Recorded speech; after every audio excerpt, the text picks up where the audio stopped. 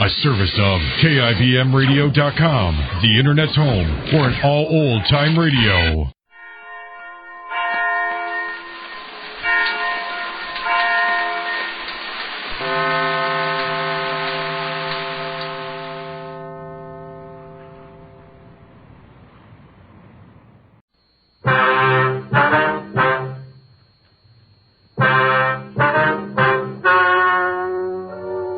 Ladies and gentlemen, the story you are about to hear is true. The names have been changed to protect the innocent. Dragnet is brought to you by Chesterfield, made by Liggett & Myers, first major tobacco company to bring you a complete line of quality cigarettes.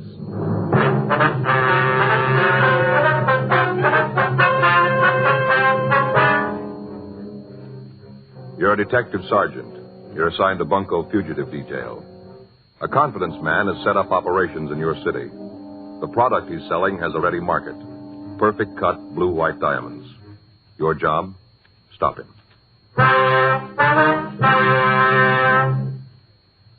Today, you'll hear these three words everywhere. Chesterfield's for me. The cigarette tested and approved by 30 years of scientific tobacco research. Chesterfield's for me. The cigarette with a proven good record with smokers.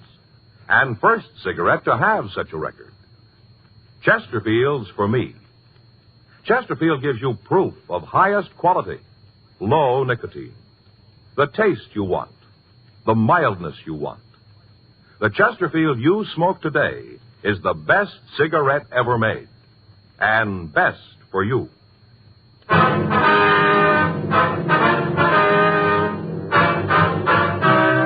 Dragnet, the documented drama of an actual crime. For the next 30 minutes, in cooperation with the Los Angeles Police Department, you will travel step by step on the side of the law through an actual case transcribed from official police files. From beginning to end, from crime to punishment, Dragnet is the story of your police force in action. It was Tuesday, November 9th. It was warm in Los Angeles. We were working the day watch out of Bunko Fugitive Detail. My partner's Frank Smith. The boss is Captain Didion. My name's Friday. I was on my way back from the record division, and it was 11:40 a.m. when I got to room 38. Bunko Detail. Did it check out? Yeah, there's 3 possibles. Descriptions don't match too well. We'll have to check them all out, I guess. Uh-huh. The better was just in, said he'd give us a hand. That's good. Shall we get on it? Yeah. Any calls? No, let's go. I got it.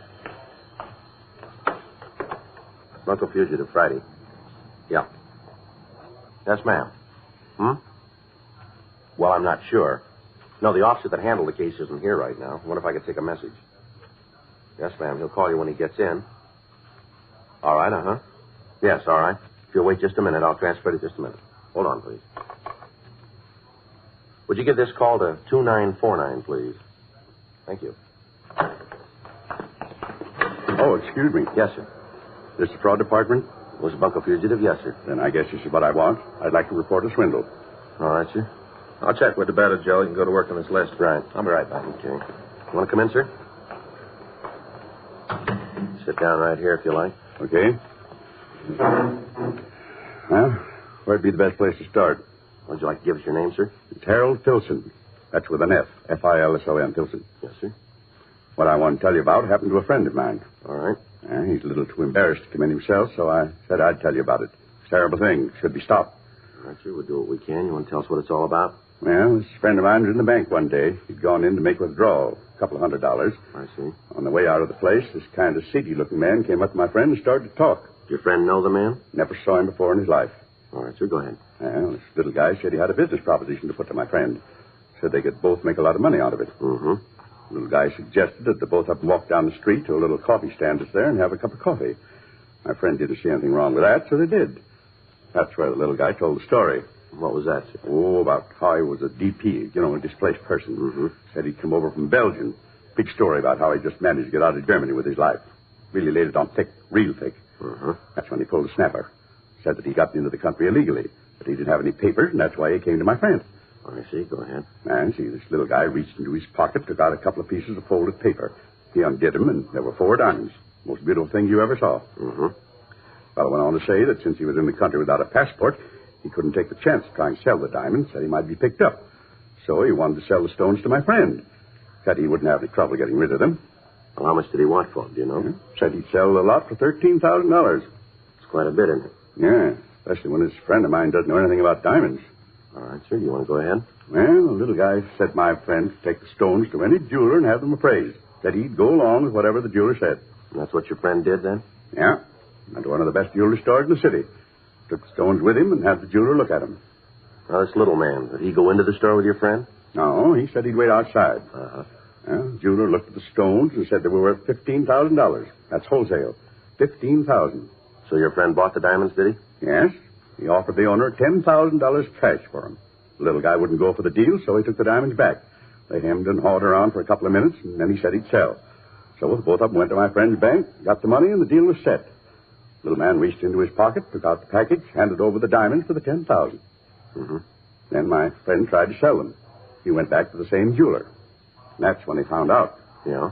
They weren't the same stones. My friend had gotten a different packet. Instead of diamonds, he bought 4 zircons, worth $25, $30 apiece. $10,000 for $120 worth of cut glass. Now, you've got to do something about it. You've got to figure some way to get that money back. All right. You want to give us a description of the man who sold you the phonies? How'd you know? Well, you aren't the only one who's been taken by this racket. There have been several cases the last few months. That's all the more reason you ought to get him. $10,000, that's what he took me for. That's real easy money. Well, the only difference is the amount, isn't it? What do you mean? You tried to take 5 the same way.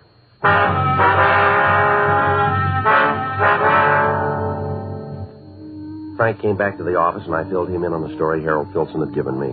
The victim gave us a complete statement and a description of the man who'd victimized him. He also gave us the address of the bank where he'd been approached. After that, Filson was taken down to the mug room and shown photographs of known confidence men who had used the same M.O. A local and an APB were gotten out, carrying the description of the suspect as well as a complete description of the clothes he wore and the method he used in approaching the intended victim. We got the name of the jeweler who had appraised the diamonds, and we asked the victim if we could keep the stones until we'd finished our investigation. He gave us his consent, and we signed a receipt for the zircons.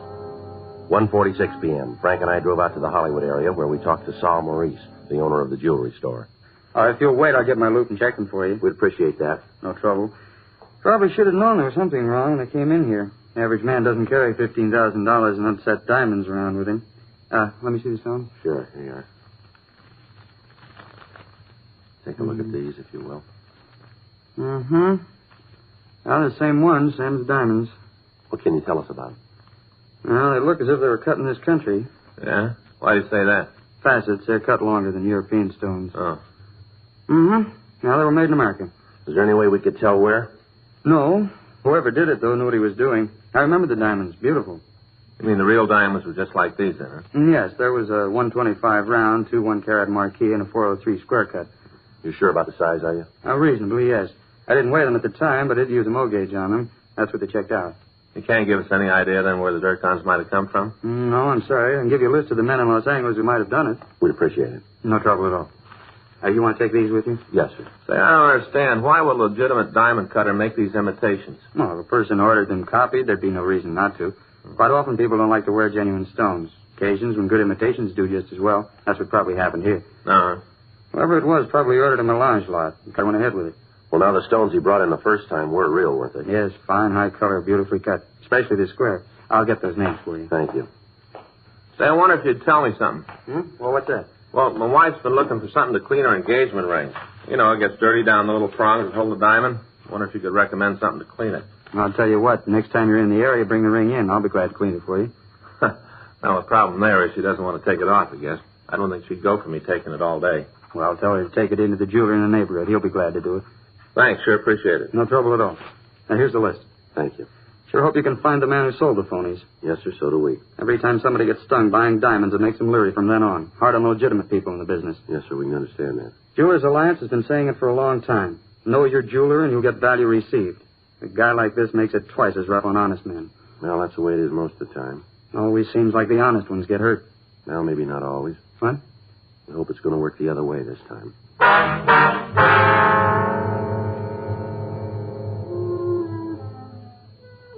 3:15 p.m. Frank and I returned to the office and got out a supplemental bulletin on the genuine diamonds that were being used. We checked with Captain Didion, and he assigned 2 more officers to help us in checking out the list of diamond cutters in the area.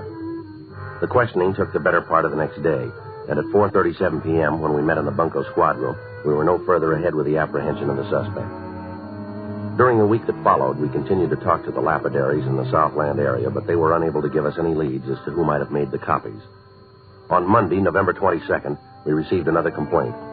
An elderly woman who identified herself as Mrs. Myra Hacken told us that she'd been swindled out of $12,000. The story she gave us was almost identical with the one we'd gotten from Harold Filson. The description of the suspect was the same. Frank and I talked to the jeweler that had made the appraisal on the stones for her. He was unable to give us any concrete information. However, the zircons purchased by Mrs. Hacken were identical with those bought by the first victim, Filson. 2 more weeks passed, and in that time, the confidence man hit 2 more citizens. The method of approach was the same. The story he gave the victims was the same. Nothing in the story was new. The search for him went on. On Wednesday, December 1st, Captain Didion called a meeting in his office. Come in. Sit down. Right. Thanks. Now, what's it about, Skipper? You know what it is. Where are you on it? Oh, the diamond switch, huh? That's it.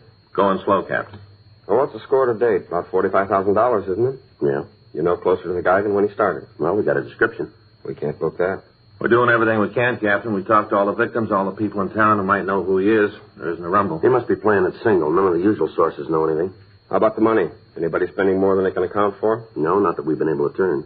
Stats office? Well, they've given us a list of possibles, 14 of them. They've all been checked out, none of them fit. What about the Jewelers Association? What do they got for you? Well, they're doing all they can. They put out a notice to all their members to be on the lookout for the guy. Sent out a description to all the diamond cutters asking for information on the stones. Mm-hmm. We've had a composite drawing made of the suspect. M.O. sheet. It's been sent to all the banks in the area. Nothing back on it, though. Well, what's the answer? Got to be some way of nailing him. Well, we got an idea. The odds are on the long side, I guess, but it's about the only way that we can think of. Let's hear it. Well, we know that the guys work in the Hollywood area pretty heavy. Seems that most of the marks he picks are out there. They do business in those banks along the boulevard. Mm-hmm. We thought that if we could spot a couple of undercover people in the banks and make it look like they were doing business there, they might be approached. You meant it when you said the odds were long. How many people do you figure you're going to need for this? Well, we figure a minimum of a half a dozen. They all should be middle-aged or elderly. Suspect doesn't seem to bother anybody under 40. How about keeping in touch with the undercover people? How do you figure to work that? Well, we thought we could cruise the area, work out some kind of a check system so we'd know what was going on. Mm-hmm. Okay, I'll get in touch with Chief Brown. Ask him to line up some officers that'll work the banks. You better get in touch with Hollywood. Fill him in on what you're doing. Might ask for a couple of F-cars to give you a hand in the surveillance. Right, Skipper. We'll get together here in the morning. You can brief him on what you want, how you're going to work it out. Okay. Better notify the banks, too. Give them the setup so there won't be any slip. All right. Excuse me. Bunco fugitive, Captain Didion. Yeah? Mm-hmm. Okay, we'll send him right up. That's right. Do what you can. Here's one to move on.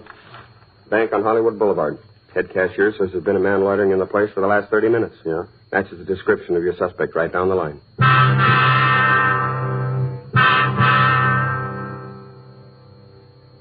The man had been detained until we got there. We were told that the suspect had entered the bank at approximately 11:40 a.m. and that he'd been observed by the bank guard. When the man's movements had aroused the guard's suspicions, he'd notified the cashier, and he in turn had called us when he noticed the similarity between the suspect and our bulletin. We asked the suspect to step out to our car so we could question him. He appeared to have been drinking, but he was cooperative. He got into the back seat with Frank, and we asked him to show us his wallet. Hey, my wallet. Is there any money in it? Well, I don't know if that's any of your business. You got any money in the wallet? Well, it might be a couple of bucks, yes. Then again, on the other side of the fence, there might not. All right, mister. Take the money out and hand the wallet to me. Ain't none. I'm broke. All right, let's have it. Sure, I like to cooperate. Always like to cooperate. All right. Is your true name Samuel Gerald Pugh? That is correct. Ever been arrested? That, gentlemen, is my life story. Is that right? It certainly is. Many's the happy hour I've spent in your main jail. Delightful place. Referred to in the trade as the Gray Bar Hotel, you know. Yeah, what was the charge? I believe that's referred to in the trade as a 4127 ALAMC. Drunk, huh? Oh, now, if you don't mind, officer, rather you wouldn't put it just that way. It sounds so completely undignified. Completely. What were you doing in that bank? Then I spent a short vacation with the sheriff out in Castaic. Ah, that was a charming resort. Look, what were you doing in the bank? Then I spent a short vacation with the sheriff out in Castaic. Ah, that's a charming Why resort. were you in the bank? I've also enjoyed the hospitality of the authorities in San Francisco, Oakland, and in Now, Beaumont, you look, mister, Texas. we're not playing a game with you here. You come up with some straight answers and come up with them fast. Sir? Yeah. Well, I'm trying to the best of my ability to answer your questions in the order that you present them. Now, I'm still working on the initial one, you understand? Would you like to know why I spent so much time... Look, you know what with we you? want to know. We want to know why you're in that bank. Very well, then I shall tell you. I have spent all of this time in gathering material for a treatise on the penal colonies in All right, America. Frank, let's go. Yeah, come on, mister. Get on your feet. Oh, here now, listen, I resent this treatment, and furthermore, I intend to expose your methods in my forthcoming note. Yeah. Yes. Realize, officer, that I've given you fair warning. You going to book me again? That's right. Drunk? We'll figure that when we get you downtown. Well, that's all you've got. I didn't really do it. You can't book a man to just think about Is it. that right? I didn't really do it. I was just thinking about it. What are you talking about? What I was doing in the bank. I'm broke and I'm hungry. I just got into town this morning. I arrived amid the sunshine of glorious California. Broke and hungry. So I ambled around a bit and went into the bank. I thought maybe I'd write a little check. Just enough to tide me over until I decide to accept one of the many offers that have been offered me. You got any money in the bank? Oh, that's a trivial detail. However, inasmuch as you gentlemen are willing to accord me the hospitality of the Gray Bar Hotel, I shall accept with alacrity. Well, that's nice. I am gratified that you appreciate my position. You got any way of proving you just got in town? Is that necessary? Might be for you. I shall have no trouble in supplying such gratification. Yeah. I have been enjoying the hospitality of the largest state for the past 3 months. I severed my connection with them 2 days ago. Is that right? It certainly is. I, officer, have been in jail for the past 3 months. Yeah. In Beaumont, Texas.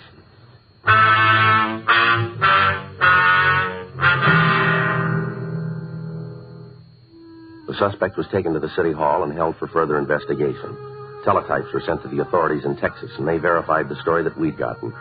The suspect was booked in violation of 4127A LAMC. The following morning, Frank and I, along with Captain Didion, briefed the police officers chosen by Chief Brown. We told them the suspect's M.O. We gave each of them copies of the composite drawing that had been made. At 10:30 that morning, the plan was put into operation. It continued through the weekend without results. During that time, we received no new complaints regarding the confidence man. Wednesday, December 8th, Frank and I checked into the office. I want to call Faye. Tell her what time I'll be home. Okay. You want to check the book while you're there? Yeah. I got it.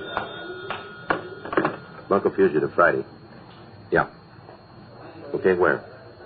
Yeah, we know where that is. Right. See you there. Guess you'll have to call Faye later. What do you mean? Suspect. Yeah? He's setting up a mark in a coffee shop out on Hollywood Boulevard right now.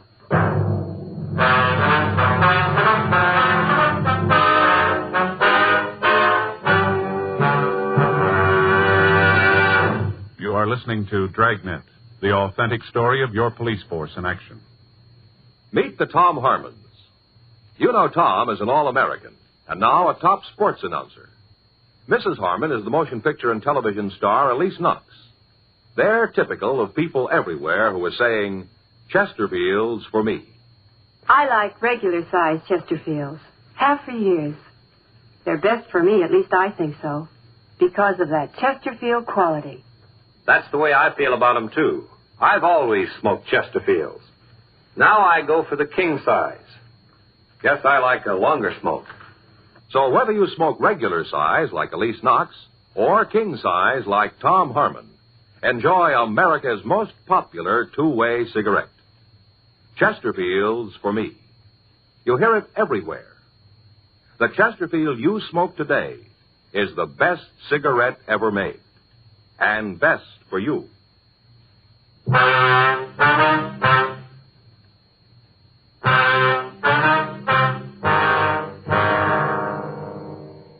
had come from one of the undercover people that we'd planted in the banks on Hollywood Boulevard. The policewoman told me that a man answering the description had approached her and offered to sell her some unset diamonds. The suspect suggested that they have a cup of coffee while he explained the deal to the victim. After they'd reached the coffee shop, the policewoman excused herself and put in the call to us. It took us 18 minutes to drive to Hollywood and Vine Streets and to get to the coffee shop. When we entered the place, we could see the policewoman at one of the rear tables. Frank and I walked back and sat down in the adjoining booth. They'd evidently been talking for several minutes before we got there. You can understand my position. I don't want to have to let them go, but I have no choice. Well, I'm still not sure why you don't sell them yourself. There is some trouble about my passport. The authorities are checking it over. If I try to dispose of the diamonds in the usual channels, there are bound to be questions I can't answer.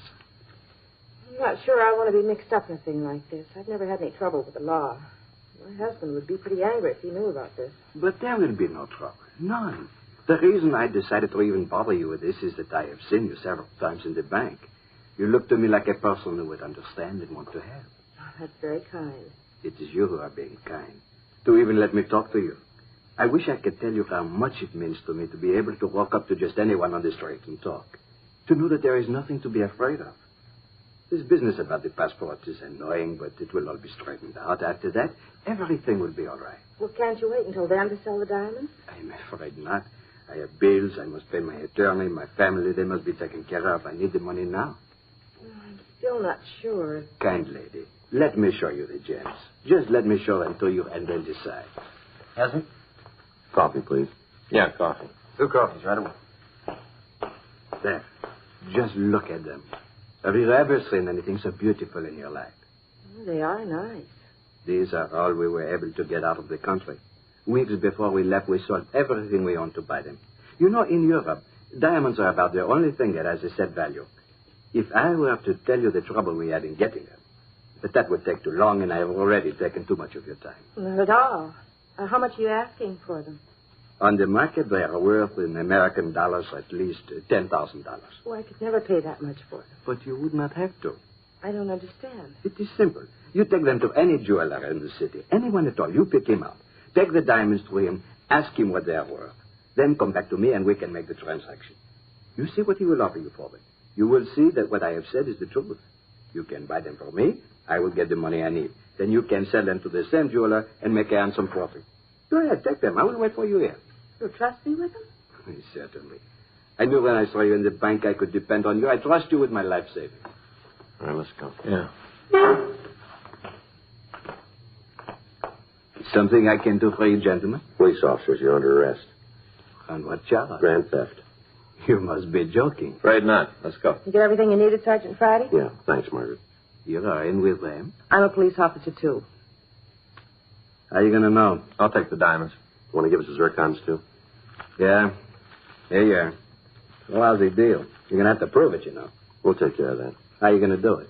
Well, it shouldn't be too tough. Have the victims take a look at you. They should give us a positive identification, shouldn't they? Yeah, I guess so. Where'd you get the stones? Picked them up in New York. They're real. Worth easy $13,000, maybe $14,000. How about the imitations? What about? Well, where'd you get them? Friend of mine, guy back east. His hobby is life, you know. Lapidary? Yeah, that's it. I had him cut the zircons for me. Do you know why you wanted them?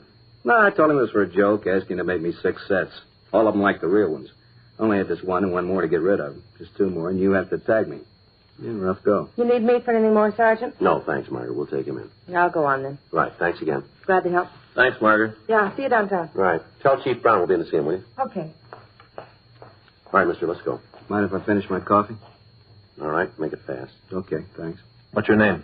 Nathan Croner. You ever fallen before? Couple of times, small beefs. Where? Midwest, Colorado, Kansas. Big time? Burglary. Served 3 years in Colorado, 2 in Kansas. Thought you had it figured this time. Sure way to make it pay. Never know, do you? What's that? How it's going to turn out. Take this dodge, for instance. Yeah. Hey, you got a cigarette? Yeah, here you go. Here. Thanks. I got a match.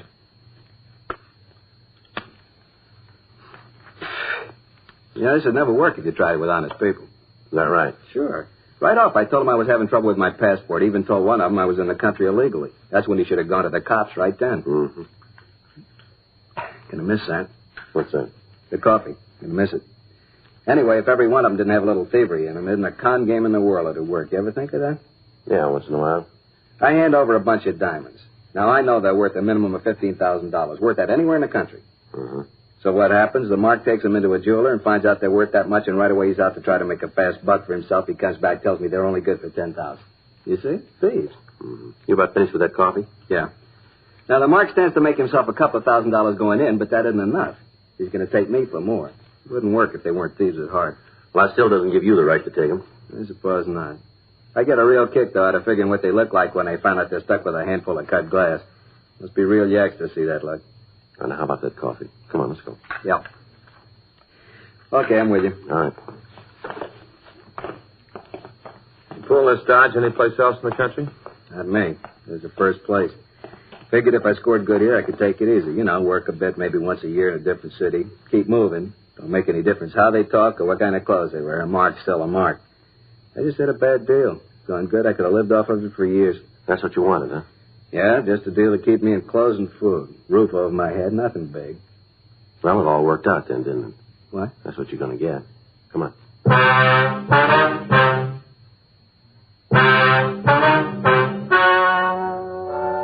The story you have just heard is true. The names were changed to protect the innocent. On April 15th, trial was held in Department 98, Superior Court of the State of California, in and for the County of Los Angeles. In a moment, the results of that trial. Now, here is our star, Jack Webb. Thank you, George Fenneman. You know, the Chesterfield you smoked today is the best cigarette ever made, and best for you. Now, that's a fact. And to my way of thinking, it's the very reason for you to change to Chesterfield. Try 'em either way, regular or king size. If you try 'em, I think you'll say with all of us, Chesterfield's for me.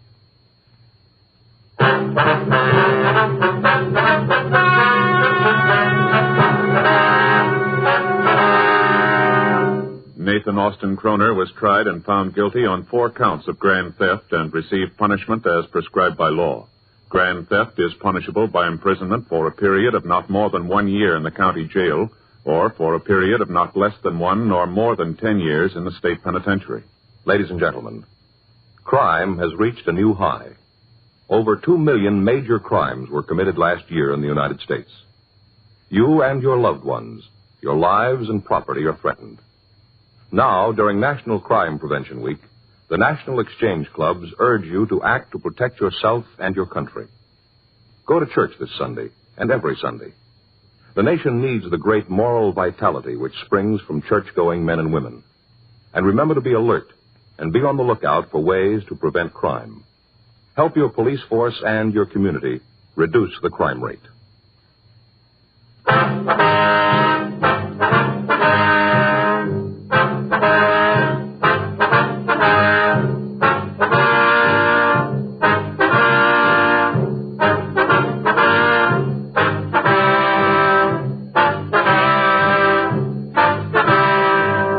You have just heard Dragnet, a series of authentic cases from official files. Technical advice comes from the Office of Chief of Police W.H. Parker, Los Angeles Police Department. Technical advisors, Captain Jack Donahoe, Sergeant Marty Wynn, Sergeant Vance Frazier. Heard tonight were Ben Alexander, Harry Bartell, Virginia Gregg. Script by John Robinson. Music by Walter Schumann. Hal Gibney speaking. Watch an entirely different Dragnet case history each week on your local NBC television station. Please check your newspapers for the day and time. Chesterfield has brought you Dragnet, transcribed from Los Angeles. Filter tip smokers, this is it. L&M Filters. The one filter tip cigarette with plenty of good taste.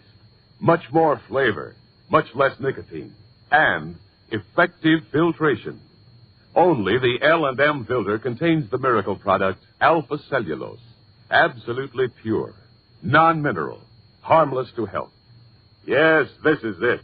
As Maurice Evans puts it, L&M filters are just what the doctor ordered. Buy L&M filters, the light and mild smoke.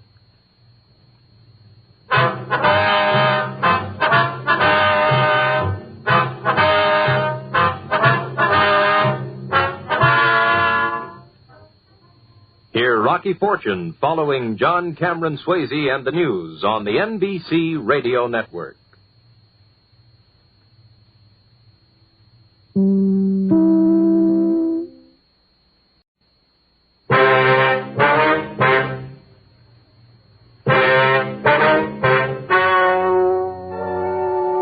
ladies and gentlemen, the story you are about to hear is true. The names have been changed to protect the innocent. Dragnet is brought to you by Chesterfield, made by Liggett & Myers, first major tobacco company to bring you a complete line of quality cigarettes.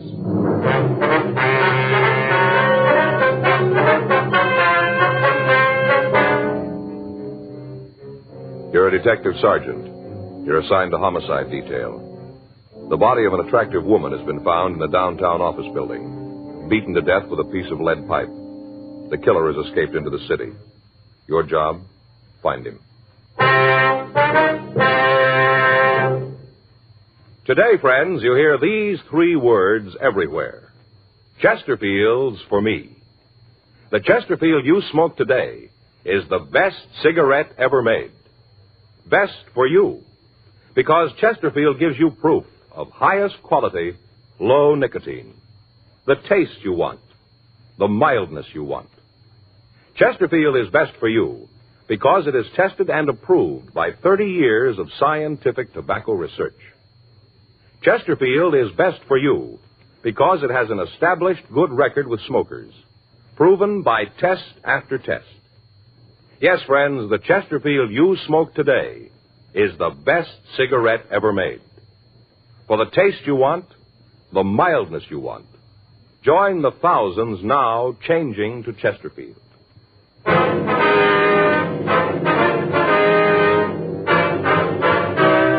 Dragnet, the documented drama of an actual crime. For the next 30 minutes, in cooperation with the Los Angeles Police Department, you will travel step by step on the side of the law through an actual case transcribed from official police files. From beginning to end, from crime to punishment, Dragnet is the story of your police force in action.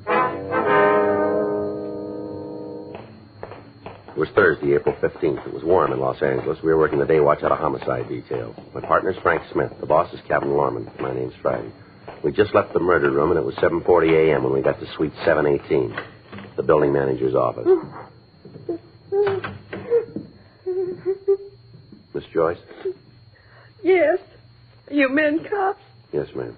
We understand you're the one who found the body, is that right? Oh, that's right. I found her. Oh, it was an awful thing. This is my partner, Frank Smith. My name's Friday. Wonder if you feel up to telling us exactly what happened. Oh, sure. It's just about the most terrible thing ever happened to me. Something we can get you, man? Oh, no, thanks. Janie brought me some hot coffee. Who's Janie? Janie Alquist. She works the first 3 floors. She brought me some hot coffee. I see. She was up here, and they let her bring it. All right, Miss Joyce. Could you just tell us about it, please? Right from the beginning. You want to hear all about the whole thing? If you would, please. Well, I came on at 4, just like always. I punched in and came up to the 10th floor and started in. Got the things out of the closet on the 10th. Mm-hmm. Usually I start on the 7th. But now and then I like to do it a little different, and I start on 10 and work down. Yes, ma'am. What time was it when you found the body? Oh, just a few minutes ago. I guess about 7, right around in there. I only had 2 more offices to do, and I'd be finished. I just had 2 more when I got there. Yes, ma'am. Could you go ahead and tell us about finding the body? Oh, well, I unlocked the door, and I saw the light inside. I thought it was kind of funny, because usually it's dark. You mean in the office? Yes, and where Mrs. Fitzgerald's desk is, it's usually dark. Yes, ma'am. I thought it was kind of funny, like I said. But then I thought that maybe she was working. Mm-hmm. She does accounting, you know, woman accountant, and I thought she was working. Mm-hmm. So I knocked. I didn't just want to go right in. If she was working, you know, disturb her. So I knocked. Mm-hmm. But she didn't answer. Right, go ahead, please. Well, I opened the door and went in. Right off, I was kind of sore about it. No excuse for a thing like that. No excuse at all. What do you mean? Well, didn't you see the place? Didn't you look? Yeah. Well, then you know what a mess it was. Papers all over the floor, and ashtrays spilled, all that mess, and I'm supposed to be through at 7:30. Well, I'd never have made it. Never got through on time. And that's when I saw her behind the desk. Oh, it was an awful thing. There she was on the floor, dead. Yes, ma'am. There was no one else in the office? No. Just Mrs. Fitzgerald. She was on the floor behind the desk. What'd you do then? Oh, I screamed. as loud as I could. I wanted somebody to come up there right away. And that was the first time I ever saw anybody dead. Then I ran out of the office and went downstairs to get somebody to help. Just an awful thing. Oh, poor Mrs. Fitzgerald. Oh, she was so nice. All the time saying hello when she'd come in early and I'd still be working. Oh, I think about it and I just can't believe that it's true. I just can't hardly believe it. Did you see anyone on the floor while you were working? Just Mrs. Fitzgerald. No, ma'am. I mean, was there anybody in the halls of the building? Oh, no. No, not that I saw. There wasn't anybody. I'd have seen them if they was there, but they weren't. All right, Miss Joyce. We'll contact you tomorrow about a statement. Meantime, we'll leave you one of our cards here. If you think of anything we should know, we'd appreciate it if you give us a call. Oh, I sure will. Anything at all I think of, I'll call you. Can I go now? Yes, ma'am. I've got to go home and take a hot bath and calm my nerves. Surely. Oh, it's going to be a shock to her husband. Of course, not that he'll mind too much. Beg your pardon? Her husband, you know, Mr. Fitzgerald. Yes, ma'am. What about him? Well, just that it isn't going to bother that one too much. Why do you say that? Oh, I shouldn't have said anything. Not a word. I shouldn't have told you. I'd get fired, sure. Well, if it's got anything to do with Miss Fitzgerald's death, maybe you better tell us, don't you think? Well, if you'll promise not to tell the supervisor. All right, go ahead. It gets dull just being in a big building by yourself, all alone at night when there isn't anybody around. It's pretty dull. Mm-hmm. Once in a while, not real often, but just once in a while, I kind of read some of the letters that people throw away, you know, in the wastebasket. Mm-hmm. They don't want them anymore, so when it gets real dull, I read them. And I've read some in Mrs. Fitzgerald's office from her husband, Mr. Fitzgerald. Yeah. Seems like they've been having some kind of a big fight, going to court and all. I don't know what it's all about, but they've been fighting. And in the letters, he tells how she ought to leave him alone. I guess she's asking for a lot of alimony or something. That's what it sounded like to me. Some of the letters, the way he wrote to her, mean, used to threaten her all the time. You saw these letters where he threatened her, did you? Yes. One, I guess it was about a week ago. He said in that, if she tried to railroad the thing through, now that's what he said, railroad the thing through, he'd come up here and... Yes, go ahead. Well, that's all there is. I couldn't find the other piece of the letter where he said what he was going to do. See, she tore up the letters after she read them. Mm-hmm. All right, Miss Joyce, thank you very much. No, I hope I helped. Yes, ma'am, I certainly have. I sure wish I could have found that other piece of the letter. No way of knowing what it said. Yes, ma'am. You suppose he really meant it? I don't know. We'll ask him.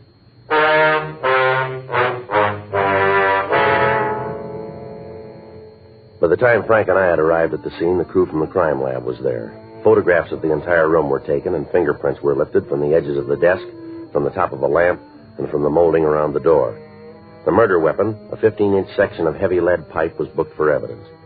There was nothing we could tell from the pipe itself other than the fact that it was the murder instrument. It was a plain piece of 3/4-inch pipe. One end was wrapped in a heavy brown paper. The other was blood-stained. Because of the appearance of the office, it looked as if robbery was the motive for the crime. However, on examination of the victim's personal effects, we found that 2 large diamond rings were still on her fingers. In her purse, we found cash in the amount of $226. On the desk itself, we found a woman's wristwatch set with 12 diamonds. The fact that none of this had been removed apparently ruled out robbery as the motive. The other employees of the building were questioned, but they were unable to shed any light on a possible suspect. None of them had seen any unauthorized persons in the place after closing hours. People on the street in the immediate vicinity were questioned. The only lead we were able to come up with was that at approximately 7:02 a.m., a newsboy had seen a short, stocky man walk from the office building entrance. Other than the brief description of the man's build, the witness was unable to tell us anything. An immediate broadcast was gotten out on what information we had. From a telephone book in the victim's desk, we got an address for her husband, Oscar Fitzgerald. It was a men's club located in downtown Los Angeles. Frank and I drove over to talk to him. Come in. Thank you. Thanks very much. Sit down. I'll call for some coffee. You fellas want some? No, thanks. No, sir. You don't mind if I have some? No, you go right ahead. Room service, please. Kind of early for the cops to come calling, isn't it? Yes, sir, I guess it is. This is Mr. Fitzgerald, room 417. Would you please send up a pot of coffee? That's right. Oh, and send a large glass of orange juice, too, huh? Yeah, make sure it's cold. 417. Right. One thing I can't go is warm orange juice. Like a cigarette? Yeah, thank you. Now, what's this all about? What do you want to see me for? Well, when's the last time you saw your wife? Ada? Thank you. I guess a couple of weeks ago. Why? Well, can you narrow that down to a day? Why? Any special reason for me to? Well, we'd like to hear it. Well, let's see. I guess it was around March 30th. I can check it if it's important. Where'd you see her? With my lawyers. We had a conference to try and work out the divorce and settlement. What line of work are you in, Fitzgerald? I think you'd better tell me what this is all about before I answer any more questions. If this is some sort of trick Ada's trying, you tell her it won't work and she can get off my back. No, it's no trick. I think it might be better if you cooperate with us and answer the question. All right, but I'm going to tell you going in that if you try to pull a fast one, I'm going to deny everything I tell you now. If you tell us the truth, you won't have any trouble. Now, where do you work? Right now, I'm between. Well, what's that mean exactly? Well, I'm an actor right now. I haven't got an assignment. Where'd you work last? Picture studio. Look, until you tell me what this is for, I'm not going to give you any names. Can you give us your movements for the past few days? Starting when? Well, let's try the day before yesterday. Okay, I got up and went out to see my agent. Of course, that was a waste of time. Hung around the office for a couple hours and then had lunch on the strip. After that, I came downtown, saw a movie. I came home, took a shower, and then kept the dinner engagement. You prove that? If I have to, yeah. But you're getting no names until I know what's going on. All right, how about yesterday? What'd you do then? I got up and went out to my agent's. He told me he had a part on the fire. We went out on an interview. I was at the studio until about 4:30, and then we went back to my agent's office and had a couple of drinks. After that, I came back here, didn't feel too good, and I went to bed. Well, the man at the desk would be able to verify all that, would he? Yeah, just ask him. Fitzgerald, how'd you get along with your wife? Well, it's not any of your business, but I'll tell you. It isn't any secret. I hated everything about it. You ever have any fights with her? Not more than 5 a week for the past 4 years. You ever hit her? You know, people win money for answering questions on quiz shows. What happens if I answer the big one? Well, that depends on how you're going to answer it. We understand you wrote your wife some threatening letters now, is that right? I guess you could call them that, yeah. I told her to get off my back and leave me alone. Told her if she didn't, she was building more trouble than she could handle. You ever threaten her life? No. I'm not going to try to tell you that there weren't times when I could have killed Ada. There were a lot of them, but it wasn't worth it, not for her. What'd you argue about mostly? The divorce. I've been trying to get one for the last 4 years. Ada wouldn't see it.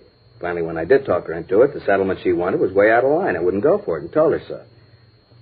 What's all this about the fights and the threatening, anyway? Something happened to Ada, is that it? Yes, sir. She been hurt? I'm afraid it's more serious than that. She dead? Yes, sir. You think I did it? Now we're checking everybody that knew her. Okay, I told her there were times when I could have, when I maybe wanted to. But I wouldn't go to jail for her. Not ever. You got to find another boy, and when you do, I'll go his lawyer's fee. Yeah. How'd they do it? Piece of lead pipe. Bad? Yeah. Rough way to go. Is there an easy way?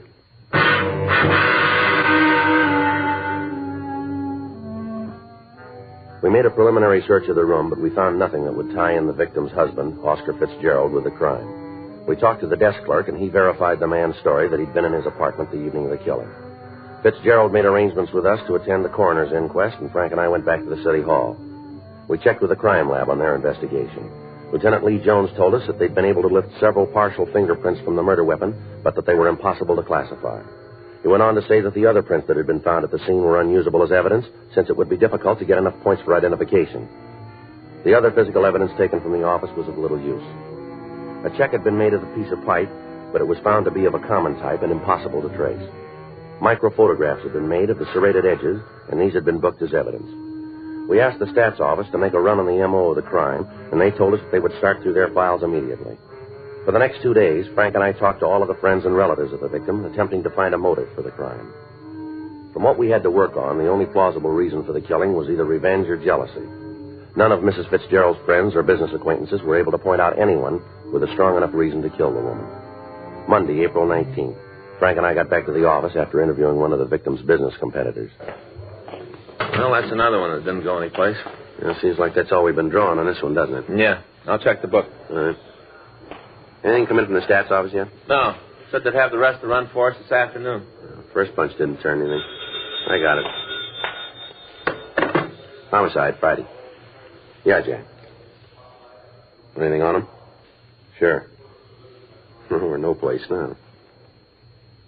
Well, no, anything's got to be. You want to give me that address? All right. All right, we'll check it. Good. All right, Jack. Thanks again. Bye. Jack McCready says he talked to one of his informants this morning. Guy came up with a couple of good things, maybe. Yeah? One of them's about a guy in the Olympia bar at 4th and Kohler. Fella's pretty drunk. Been doing a lot of talking down there. Something for us? Maybe. He's bragging about beating a woman to death with a piece of pipe.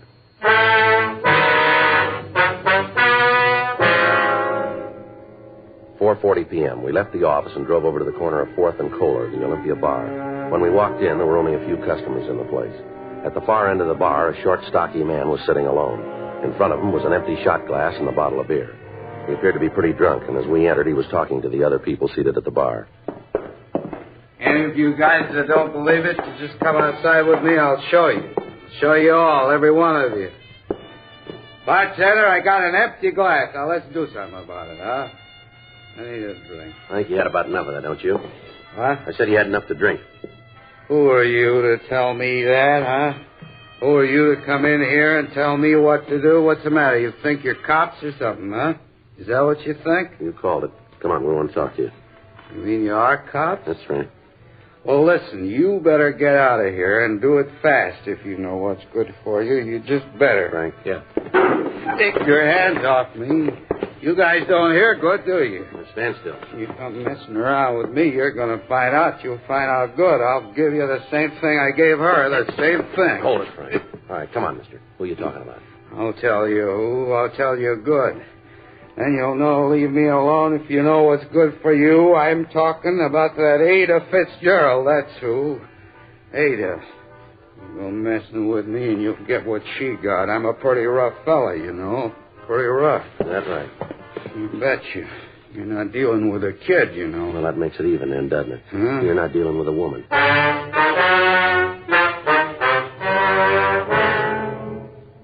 We took the suspect down to the homicide squad room. He identified himself as Carl Neely. He was handcuffed to a chair, and we ran his name through the record bureau. He had a long string of arrests for various charges, including attempted robbery, assault, and assault with intent to do great bodily harm. He'd never been convicted on a felony, but his record showed that he'd served 2 terms in the county jail for drunk charges and creating a public nuisance. While we were checking his record, the suspect passed out in an alcoholic stupor in the squad room. We contacted Sergeant Jack McCready and Officer Danny Galindo and asked them to make a search of the suspect's residence. In going over the place, they'd found a blood-stained shirt and a coat. The garments were packed in a cardboard box that had been hidden under the kitchen sink. They were brought downtown to us along with an empty envelope found in the apartment. It had been sent to the suspect, Neely, and the return address on the back indicated that the letter had been sent by the victim's husband, Oscar Fitzgerald. We waited for the suspect to come to enough for us to question him. Frank went out and brought back some hot coffee. We tried to get Neely to drink some of it. 8:40 p.m. It's got hot. All right, come on, try some more.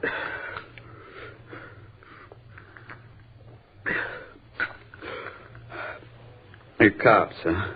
You've been the route before. Yeah. What am I here for?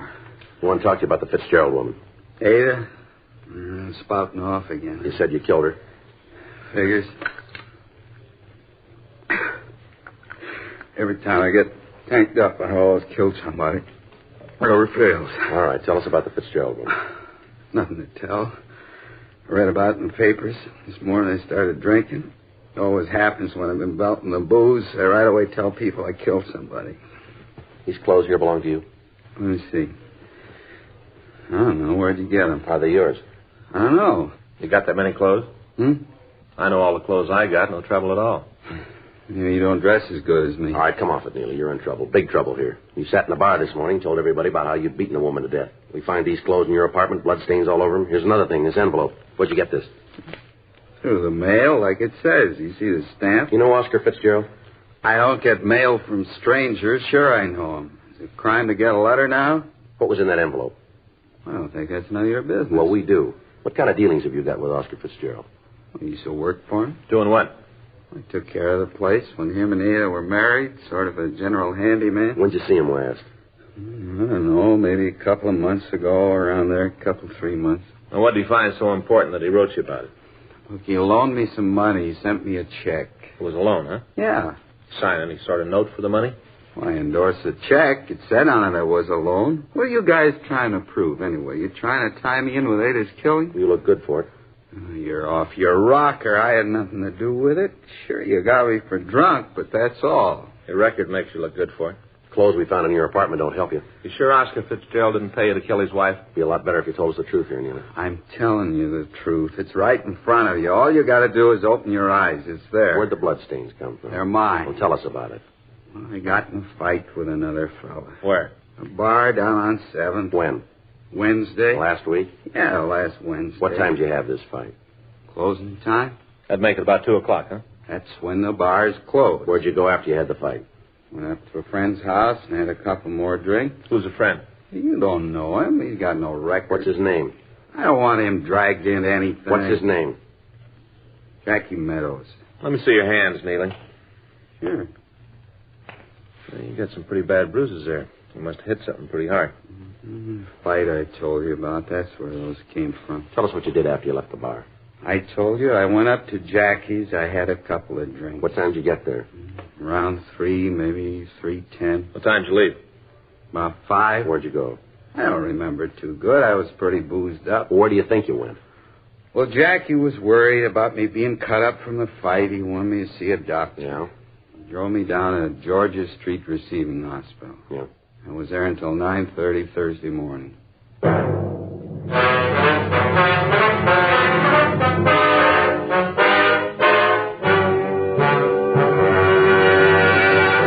You are listening to Dragnet, the authentic story of your police force in action. World altitude records. World speed records. All part of Bill Bridgman's job as a supersonic test pilot for Douglas Aircraft. You read about Bill in Time magazine. Now let's meet one of the world's fastest humans, and Jacqueline Hazard, who is collaborating with Bill on his new book, Test Pilot. They smoke America's most popular two-way cigarette, Chesterfield. I smoke the king size. After hearing what the Chesterfield people have been saying about them, I thought I should try them. I'm convinced they're best for me. It's Chesterfields for me, too, but I like the regular size. Either way, they're everything Bill says, and they're really mild. You try Chesterfields. I think you'll find they're best for you. Yes, for the taste you want, the mildness you want. Join the thousands now changing to Chesterfield.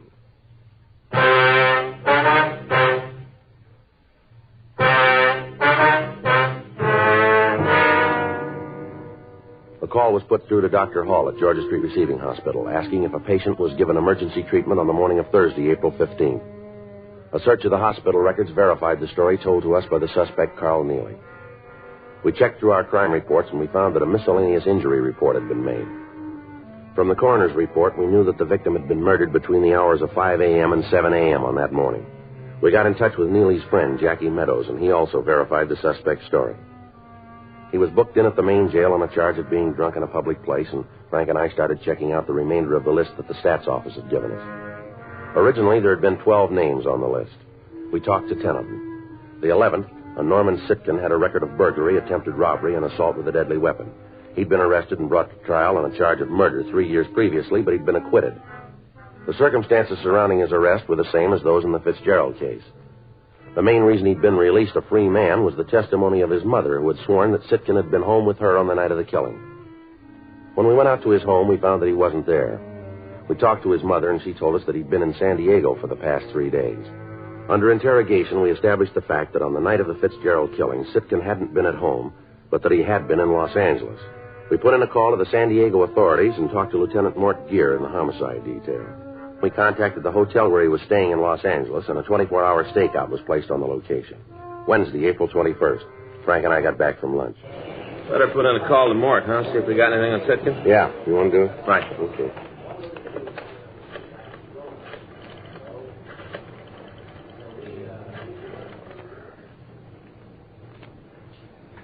Hi, this is Frank Smith, robbery. Yeah, I'd like to put in the call to San Diego PD Homicide Bureau. Lieutenant Mort Gear. No, it's a homicide. Yeah, DR 132549. Yeah, that's the one. Mm-hmm. That's 3268? Huh? Well, 58. Right. Okay, Sam, thanks.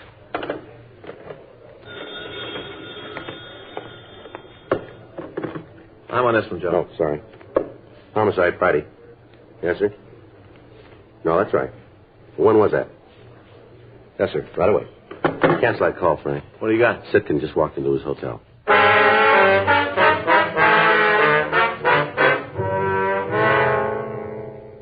Frank and I left the office immediately and drove out to Sitkin's hotel. We talked to the officers on stakeout, and they told us that the suspect had just returned. They went on to explain that they'd given Sitkin no reason to suspect that anything was wrong and that he'd gone directly to his room. Frank and I got in the elevator, and we went up to the 4th floor. Yeah? All right, just a minute.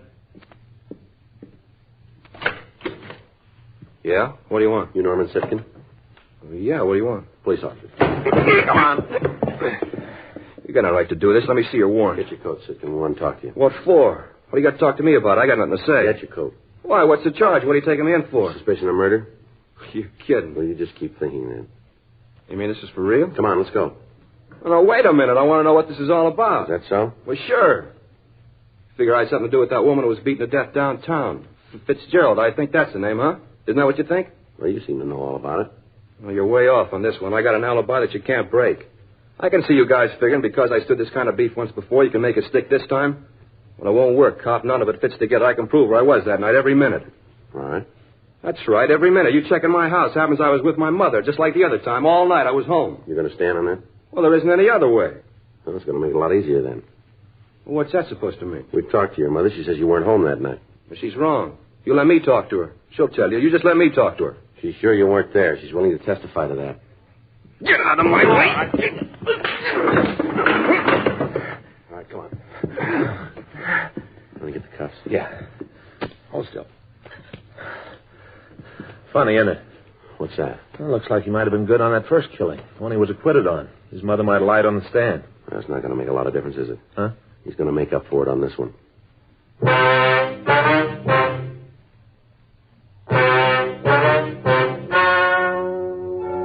The story you have just heard is true. The names were changed to protect the innocent.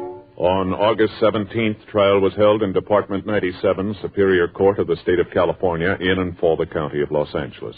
In a moment, the results of that trial. Now, here is our star, Jack Webb. Thank you. Earlier, George Fenneman told you exactly why the Chesterfield you smoke today is the best cigarette ever made. And best for you. Now, the rest is up to you. Get a carton or two for yourself. Smoke them and you'll say, as we do, it's Chesterfields for me.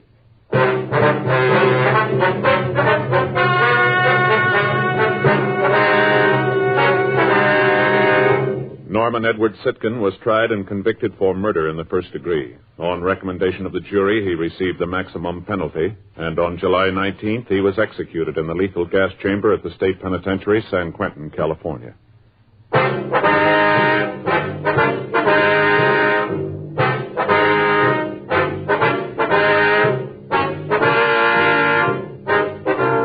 You have just heard Dragnet, a series of authentic cases from official files. Technical advice comes from the Office of Chief of Police W.H. Parker, Los Angeles Police Department. Technical advisors, Captain Jack Donahoe, Sergeant Marty Wynn, Sergeant Vance Frazier. Heard tonight were Ben Alexander, Virginia Gregg, Herb Ellis. Script by John Robinson. Music by Walter Schumann. Hal Gibney speaking. Watch an entirely different Dragnet case history each week on your local NBC television station. Please check your newspapers for the day and time. Chesterfield has brought you Dragnet, transcribed from Los Angeles. Filter tip smokers, this is it. L&M Filters. The one filter tip cigarette with plenty of good taste. Much more flavor, much less nicotine, and effective filtration. Only the L&M filter contains the miracle product, alpha cellulose. Absolutely pure, non-mineral, harmless to health. Yes, this is it. As Helen Hayes puts it, L&M filters are just what the doctor ordered. Buy L&M filters, the light and mild smoke.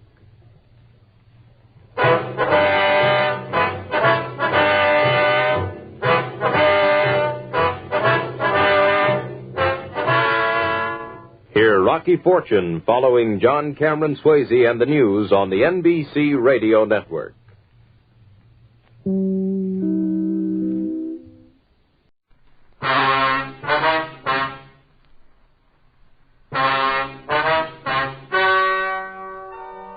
Ladies and gentlemen, the story you are about to hear is true.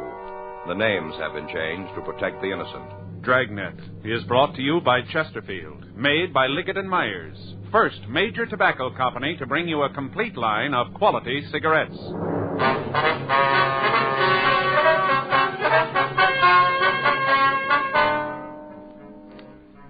You're a detective sergeant.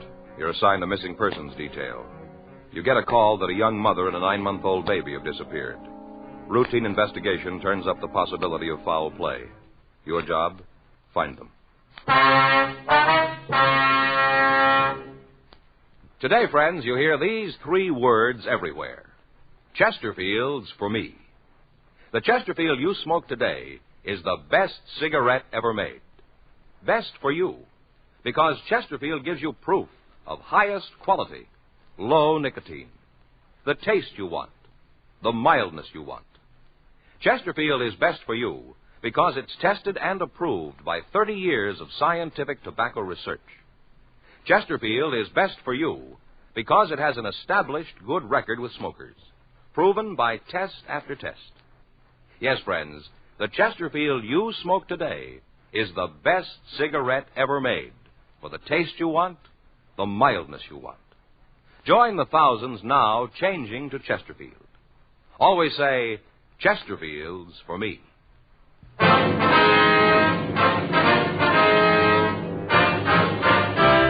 Dragnet, the documented drama of an actual crime. For the next 30 minutes, in cooperation with the Los Angeles Police Department, you will travel step by step on the side of the law through an actual case transcribed from official police files. From beginning to end, from crime to punishment, Dragnet is the story of your police force in action. It was Tuesday, August 12th. It was warm in Los Angeles. We were working the day watch out of Homicide Division, missing persons detail. My partner's Frank Smith. The boss is Captain Lorman. My name's Friday. We were on our way out from the office, and it was 10:14 a.m. when we got to 1865 Malabar Street. Manager's apartment. Better try it again, huh? Yeah. Just a minute. I'm moving as fast as I can. Sounds like she's got trouble. Yeah. Yeah? Miss Fleischer? Yeah, what do you want? Police officers, ma'am. We'd like to talk to you. Come in. I got to take care of that kid. Thank you very much. Thanks, ma'am. Sit down. I'll be right back. All right, thank you. Sounds like colic to me. All right? Yeah, sounds like colic. Wonder if she's got a hot water bottle. What? Hot water bottle. Put it on the kid's stomach. Makes him feel better. Oh. Both of ours had the colic. Pour out 3 hot water bottles. On 2 kids? No, Joe. We lost the stopper on one of them. Baby's teething, having a rough time. Oh. This is my partner, Frank Smith. My name's Friday. We'd like to ask you some questions about one of your tenants. Oh, which one? Mrs. Shipley. We understand she had apartment 207. Yeah, she did. What about her? You know where we can get in touch with her? You got any idea? When did you see her last? Guess it must have been a month ago. Possible you might be able to give us an exact date on that? Well, if I could have done that, I told you right out. I got nothing to hide. Well, we didn't mean to say that you had, ma'am. Well, it sounded like it. Sounded an awful lot like it. I'm going to be honest with you. Yes, ma'am. When Harriet first moved in here, we got along fine. She was all the time wanting me to tell her how to take care of the baby when it came. Yes, ma'am. Go ahead. Got along just fine.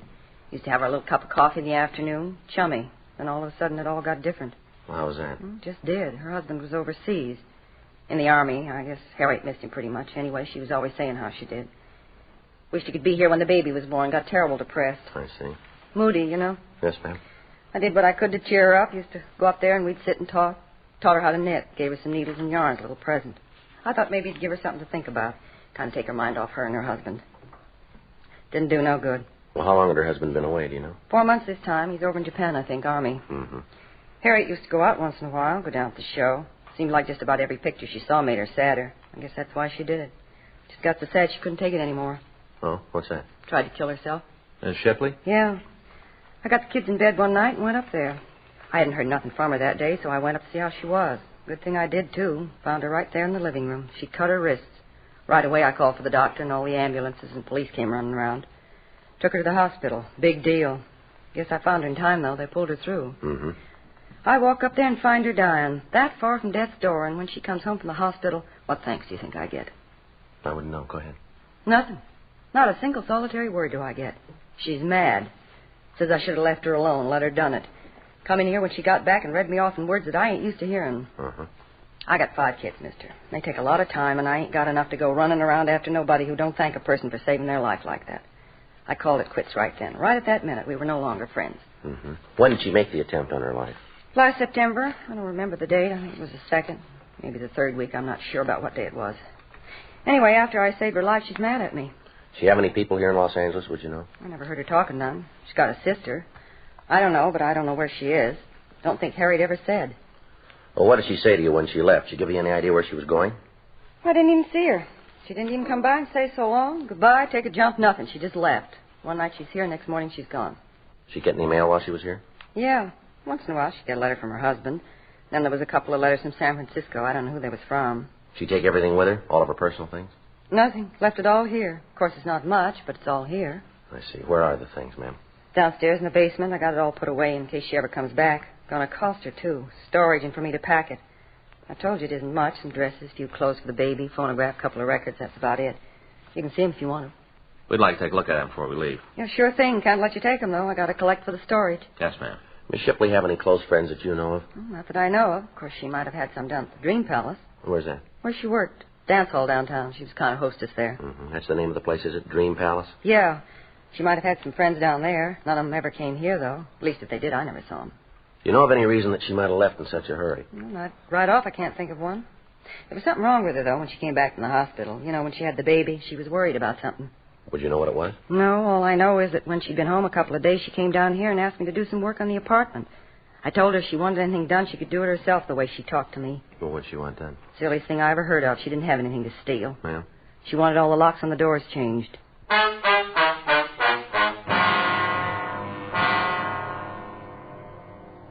"10:46 a.m.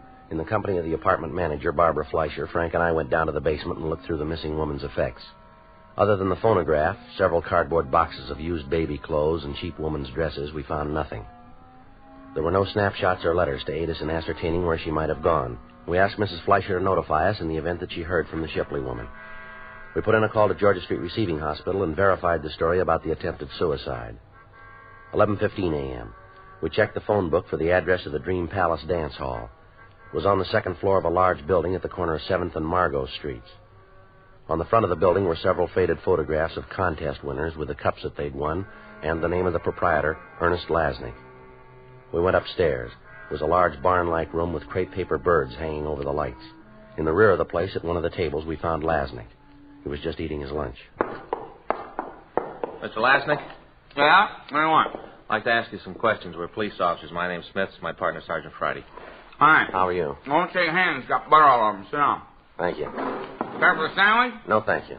No, you do. Go right ahead. There's all the makings, bread, butter, salami, pickles. Help yourself. No, thanks, Mr. Lasnik. You don't mind if I go ahead, huh? Bunch of kids coming in at 3:30. I'd like to get the place cleaned up before they get here. No, sir, you go right ahead. All right. What do you want to see me about? It's about one of your employees, sir. Yeah? Which one? A girl named Harriet Shipley. Oh, yeah, I remember. She don't work here anymore. She doesn't work here anymore? No. Got any idea where she is? No, got the slightest. I ain't seen Nadine in about maybe 6 months. No, sir, you don't understand. We're inquiring about a Harriet Shipley. Yeah, I know. I told you. I ain't seen her in 6 months. What's this about Nadine? That's her club name. Oh. See, lots of the girls don't like to use their real names. In case a fellow wants to get chummy away from here, it's easier if we don't know the girl's real name. Harriet used Nadine. I understand. You know, we got a bunch of them. When one of the girls leaves, we put the name back in a hat. New girl picks it. Had 14 Nadine since we opened. 27 Altheas. Yes, sir. Do you have any idea where the Shipley girl is? No. Might check her husband. He might know. We understand he was in the Army. Yeah, that's right. He is. Overseas. He should know where his wife is, though. Ask him. Well, we'll probably do that, sir. We thought maybe we could turn her up ourselves. There's been a missing report filed on her. Missing, huh? Who told it? Sir? Who told her about her being missing? The report was filed by her mother-in-law. Well, I wish I could help you fellas out. The last time you saw the Shipley girl, did she say anything about leaving town? No. Wouldn't be surprised, though. Why do you say that? Well, poor kid was scared to death. Told me she wanted to get away. Do you know what she was frightened about? Yeah, Cliff Bender. That's what she was afraid of, Cliff. Well, who's he? Well, look, I'll tell you the whole thing. Be easier that way. One favor I got to ask you. Yes, sir? You won't tell Cliff I told you. If you come up here, he could tear the place apart easy. You got to promise me you won't tell him. All right, sir. You go ahead. Yeah. Well, Nadine, Harriet, well, she came to work for me about 1.5 years ago. Came in and told me she'd had some experience in a dance place in the Midwest. I don't remember the name right off. probably come to me. Yes, sir. Well, I told her I'd try her, sort of probation. Yes, sir. Well, it worked out fine. End of the week, I put her on permanent. She did real well. A lot of guys got coming in just to dance with her. Wouldn't have nobody else, just Nadine. Or Harriet. Mm-hmm. Well, that's how she met Cliff. He come in one night, fell for it, and they started to go together. I told him I didn't like the idea of girls going out with the customers. Not good business. Didn't make any difference to them, though. They kept right on seeing each other. That's this Bender fella. Yeah. Well, anyway, one night the soldier come in. He was took right away with Nadine. Asked her for a dance. Kept buying tickets all night so he could dance with her. Come back the next night. Same thing. All night long he danced with Nadine. That's Harriet. Yeah, that's right. Called her Nadine. I told you about yes, it. Sir. Made Cliff plenty sore, but there wasn't anything he could do about it. She wanted to be with a soldier. It wasn't too long before she told him he was going to get married. Well, word got around about that. Really made Cliff hacked. Real hacked. Yes, sir. Yeah. Well, him and the soldier, Shipley, had a fight downstairs one night after we closed. Guess Cliff waited for him and Nadine to come down. Anyway, it was a real brawl. Cops and everything. Cliff really cleaned up on the soldier. Didn't do any good, though. What do you mean? Nadine told Cliff to stay away from her. Keep far away. Told him that her and the soldier was going to get married and that they were through. She meant Cliff and her. Uh-huh. Well, the soldier and Nadine got married a couple of days later, and she quit her job. Right after that, I heard he went overseas, and Cliff was around trying to break things up. Didn't do no good, though. Nadine loved the soldier, and she planned to stay with him. Yes, sir. Well, I tried to talk to Cliff, tell him to stay out of it. Leave the girl alone. What was that? I told him to leave the girl alone, I see. Mm-hmm. Didn't do any good. He was sure hacked. He said that she was his girl. Might take some time, but he'd get her for running out on it. I figured he told her that, too. That's what she was afraid of. Don't blame her. Cliff told me that, I'd believe him. What's that, sir? That he was going to kill her.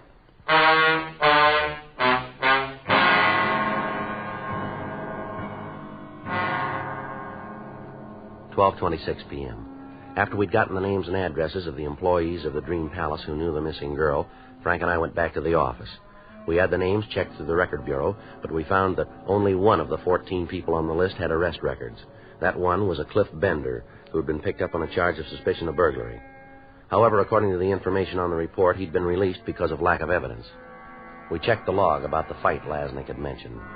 We found that an FI card had been filed, but that no arrest had been made. We went over to room 45, and we talked with Sergeant Eggenweiler and Sergeant Rubles, the officers who'd handled the burglary case.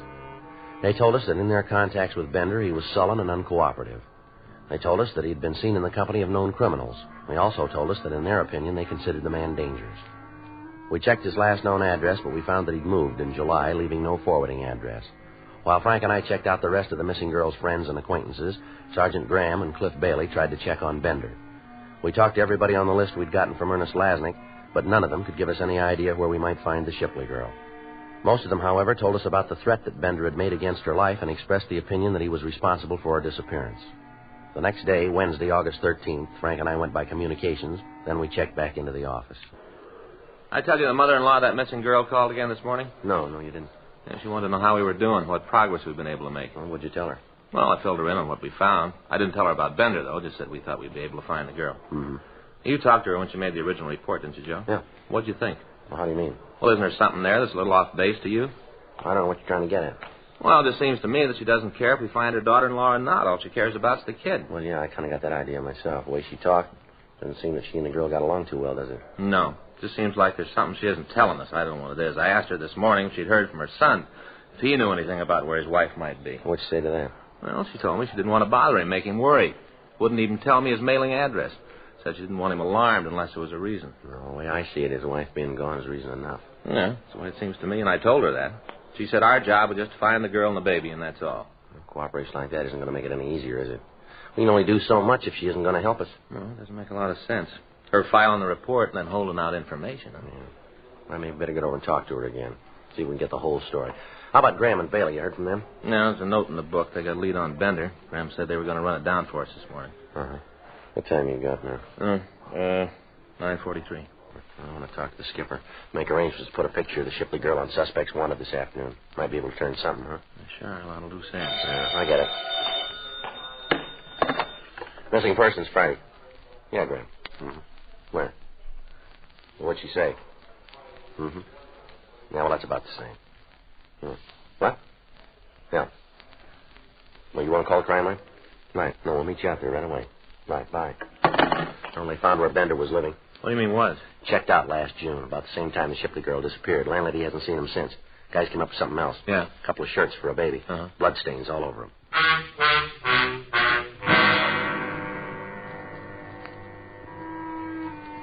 10:02 a.m. We got to the apartment where Bender had been living. The crew from the crime lab were there, and they were photographing the room and the clothing that had been found. Sergeant J. Allen told us that he'd have to run a precipitate test on the stains before he could tell whether or not they were of human origin. 10:45 a.m. They finished their investigation on the scene, and they went back to Central Station to compile the results.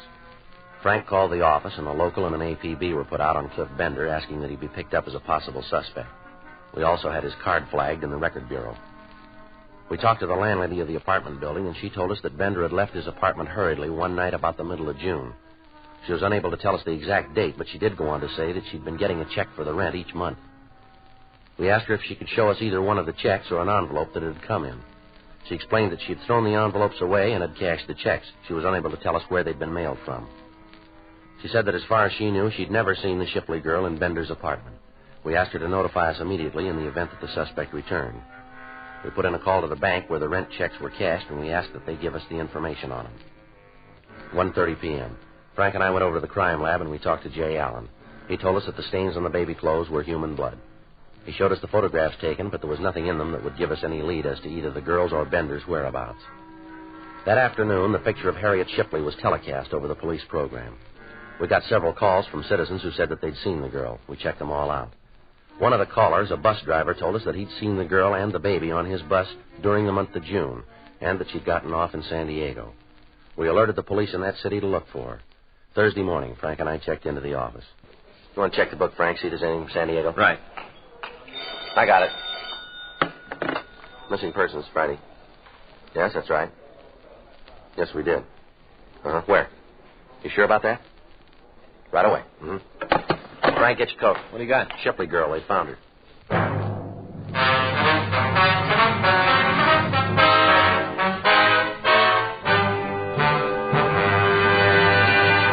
You are listening to Dragnet, the authentic story of your police force in action. Meet the Tom Harmons. You know Tom is an All-American, and now a top sports announcer. Mrs. Harmon is the motion picture and television star Elise Knox. They're typical of people everywhere who are saying, Chesterfields for me. I like regular-sized Chesterfields.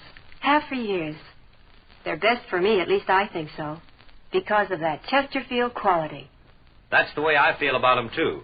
I've always smoked Chesterfields. Now I go for the king size. Guess I like a longer smoke. So whether you smoke regular size like Elise Knox or king size like Tom Harmon, enjoy America's most popular two-way cigarette. Chesterfields for me. You hear it everywhere. The Chesterfield you smoke today is the best cigarette ever made. For the taste you want, the mildness you want, join the thousands now changing to Chesterfield.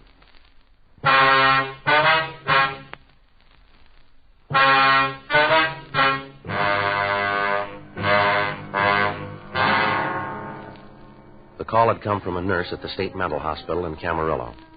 She told me that they had a patient who resembled the photograph of the missing girl as televised on our police program. Frank and I left the office and drove out to the hospital. We talked to the nurse and to the doctor who was taking care of the sick girl. From personal effects and the scars on her wrists, we were reasonably sure of the identification. The doctor told us that the girl had been committed on July 17th by her sister under the name Harriet Lavin. He told us that the girl was undergoing treatment, but that there was little hope for a complete recovery and that it would be some time before she could be permitted to leave the violent ward. We tried to talk to her, but we were unable to get any coherent answers.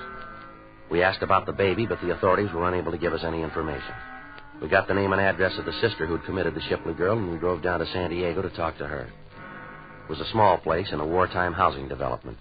The paint was peeling off the plyboard walls, and the front yard was overgrown with weeds. The woman who answered the door identified herself as Pauline Lavin. Sure, what do you want to know? Don't make no difference now. You go back and tell her it's too late. Way too late.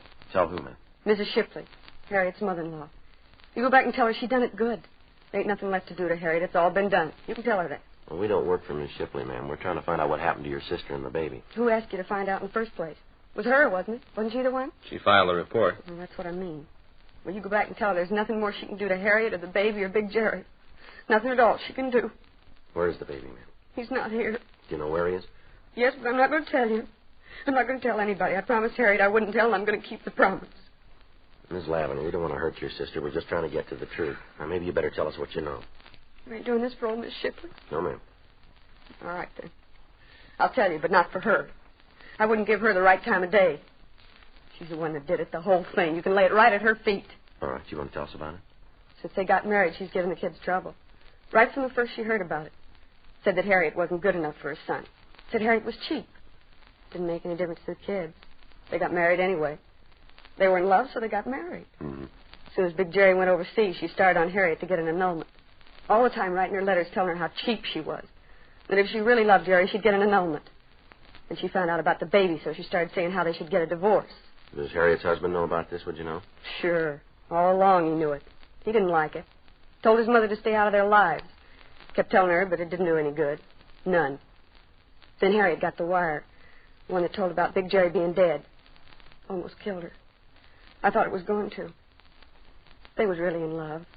It isn't often you see something like them two. Real love.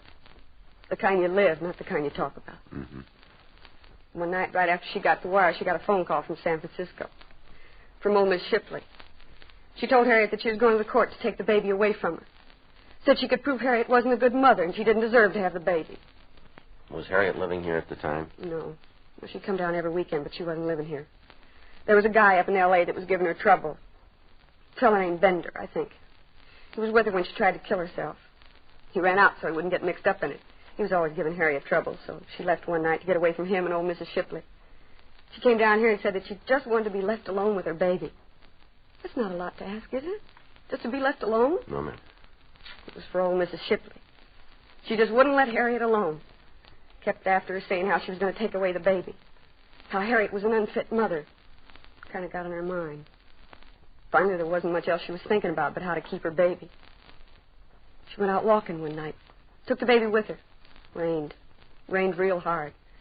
I guess the baby took cold. Anyway, the next day he came down with a bad fever. A couple of days later, he was dead. Not even a year old, and he was dead. Mm-hmm. You want to go on? Harriet sat around for a week.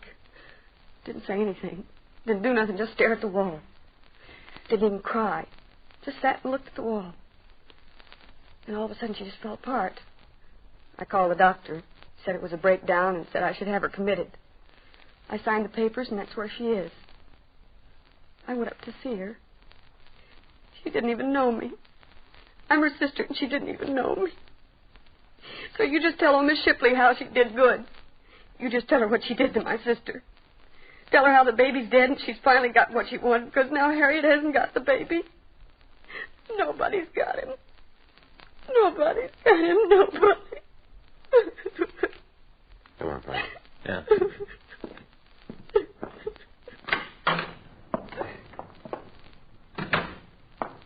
Where to? Well, we better get back to town. Guess so. See Miss Shipley.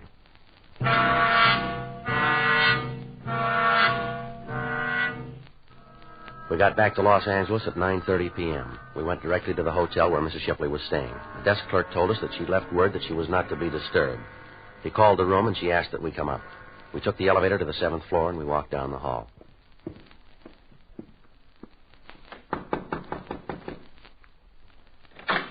Good evening, Sergeant Friday. Officer Smith, come in. Thank you. Thank you, ma'am. You're just having a drink. May I fix you one? No, thank you. How about you, Mr. Smith? No, thank you. You don't mind if I go ahead? No, ma'am. Not at all. Just sit down, and I'll be right with you. Thank you. Desk clerk said it was important. Yes, ma'am. You found my daughter-in-law? Yes, ma'am. And the baby? Where is he? Is he still with us? No, ma'am, he's not. Where is he? Your daughter-in-law's pretty sick, Miss Shipley. Oh? Yes, ma'am. She's in the state hospital up at Camarillo. Camarillo? Yes, ma'am. That's a mental hospital, isn't it? That's right. Well, I'm sorry to hear about Harriet, but I knew she wasn't very stable. Why didn't you tell us your son was dead, Mrs. Shipley? I didn't think it had any bearing on the thing. What difference does it make?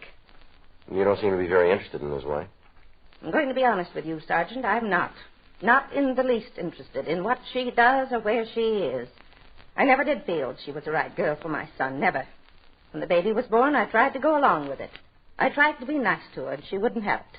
She wouldn't even be friendly. She poisoned my son, turned him against me. She's a terrible woman. Just terrible. Whatever's happened to her is just exactly what she's got coming. Actually, I'm sorry it's the way it is, but there's nothing I can do. All I'm interested in right now is my grandchild. I want him. And if I have to go to court to get him, then I'll do it that way. That won't be necessary, ma'am. Where is he? I'd like to go and get him now that Jerry's wife can't take care of him. He's dead, ma'am. If this is some kind of a joke that you're making up to help my daughter-in-law keep him, it won't work. It's no joke. It's the truth. He died in a hospital in San Diego. It's not right.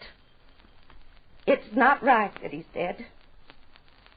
She did this. Harriet. She did it to get even with me. I know she did. We're sorry, Miss Shipley.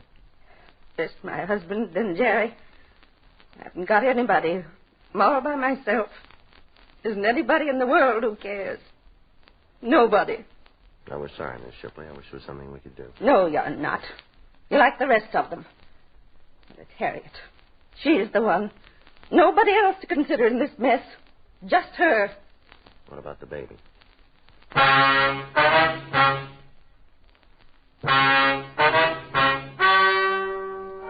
The story you've just heard is true. The names were changed to protect the innocent. On Thursday, August 14th, a meeting was held in the office of the Captain of Homicide, Los Angeles Police Department. In a moment, the results of that meeting. Now, here is our star, Jack Webb. Thank you, George Fenneman. You know, the Chesterfield you smoked today is the best cigarette ever made, and best for you. Now, that's a fact. And to my way of thinking, it's the very reason for you to change to Chesterfield. Try 'em either way, regular or king size. If you try 'em, I think you'll say with all of us, Chesterfield's for me.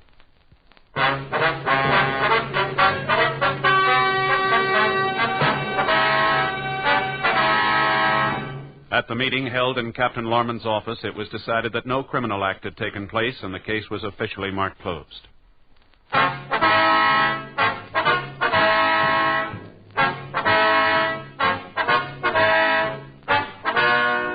You have just heard Dragnet, a series of authentic cases from official files.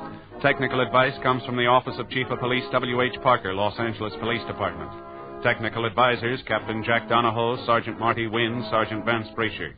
Heard tonight were Ben Alexander, Herb Vigran, Carolyn Jones. Script by John Robinson. Music by Walter Schumann. Hal Gibney speaking. Watch an entirely different Dragnet case history each week on your local NBC television station. Please check your newspapers for the day and time. Chesterfield has brought you Dragnet, transcribed from Los Angeles. Filter tip smokers, this is it.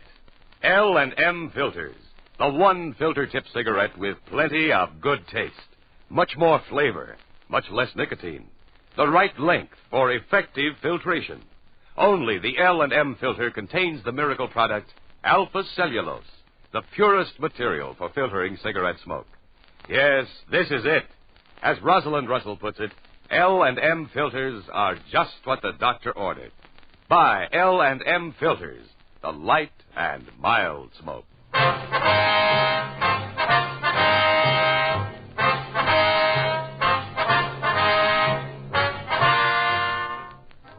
Hear Rocky Fortune following John Cameron Swayze and the news on the NBC Radio Network.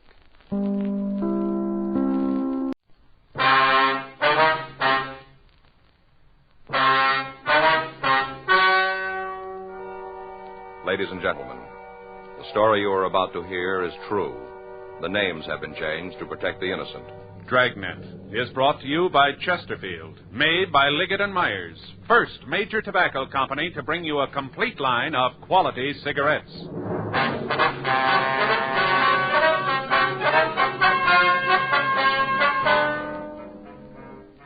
You're a detective sergeant. You're assigned to homicide detail. A howling dog causes a man to check his neighbor's house. He finds the brutally beaten body of an elderly woman. She's been killed by person or persons unknown. Your job, investigate. Today, friends, you hear these three words everywhere. Chesterfield's for me. The Chesterfield you smoke today is the best cigarette ever made. Best for you, because Chesterfield gives you proof of highest quality, low nicotine. The taste you want, the mildness you want. Chesterfield is best for you because it's tested and approved by 30 years of scientific tobacco research. Chesterfield is best for you because it has an established good record with smokers, proven by test after test. Yes, friends, the Chesterfield you smoke today is the best cigarette ever made for the taste you want, the mildness you want. Join the thousands now changing to Chesterfield. Always say, Chesterfield's for me.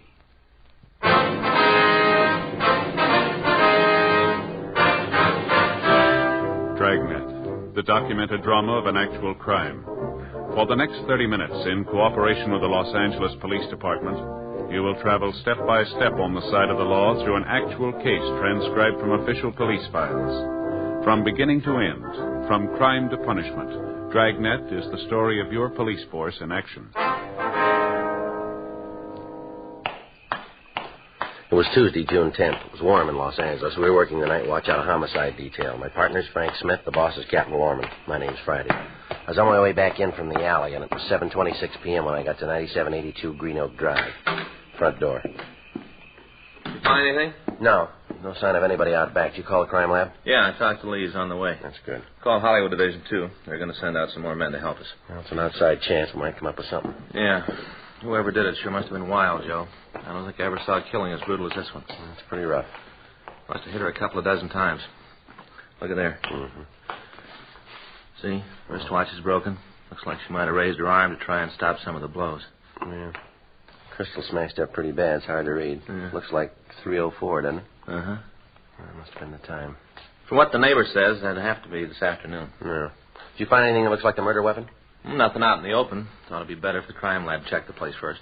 How about the other rooms? They as bad as the one out front? Yeah, stuff's all scattered around, drawers pulled out, contents thrown all over. Whoever it was sure wanted us to think it was robbery. Well, let's check the neighbor. Yeah, he's across the street. Said he wanted to go home and take something to help quiet him down. Must have been quite a shock to the old guy. Yeah. You want to tell Brian and Phillips where we'll be? Yeah. All right. Phillips is out in back. I saw him when I came in. I'll talk to Brian. All right. Ask him to let us know when Lee gets here, will you? Yeah. All right.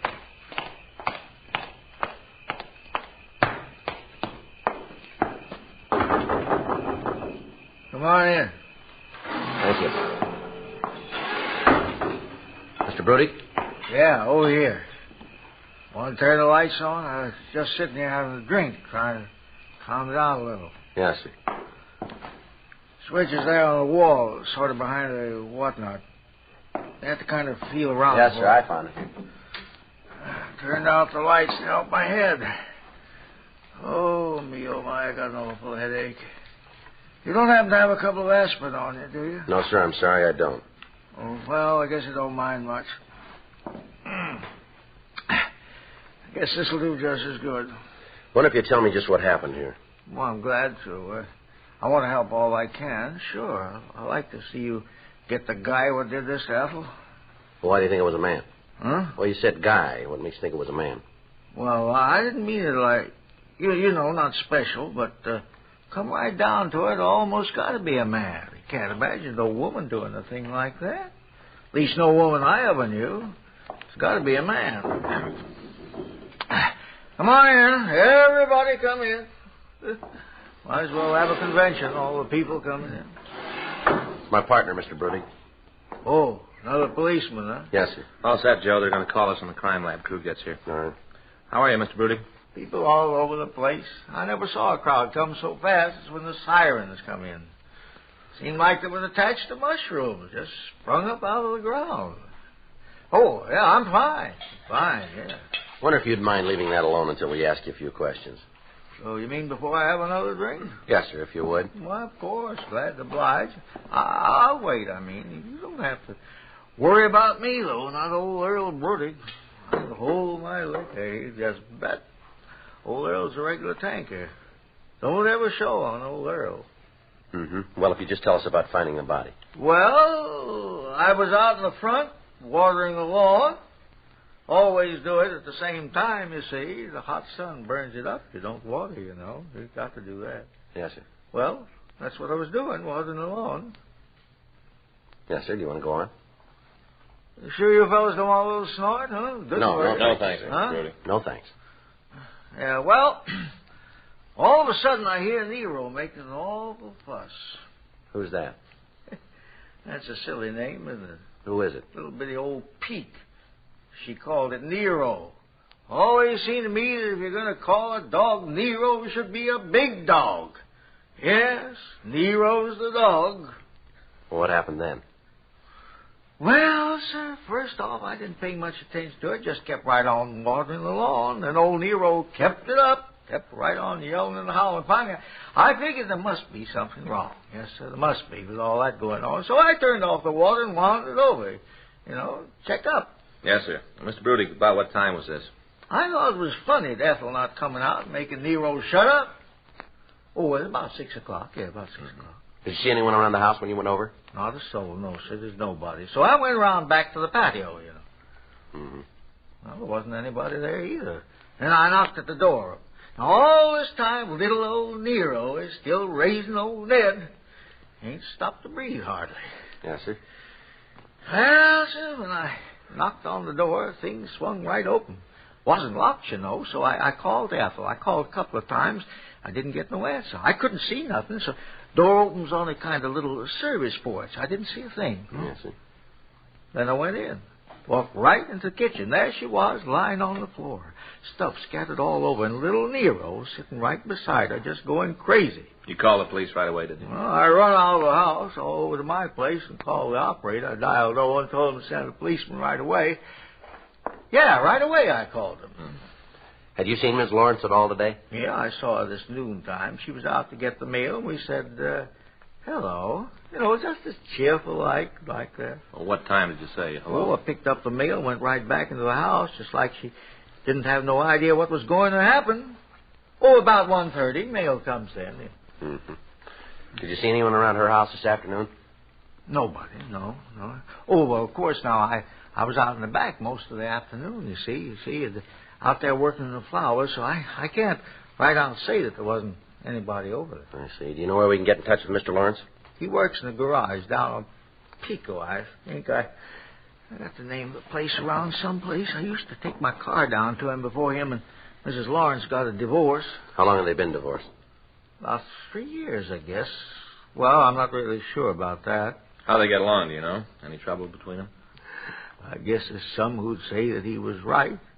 I made it a practice not to get involved in those things. Religion, politics, and marriage troubles. I don't get meddled up in them. Oh, they fought all the time. Yeah.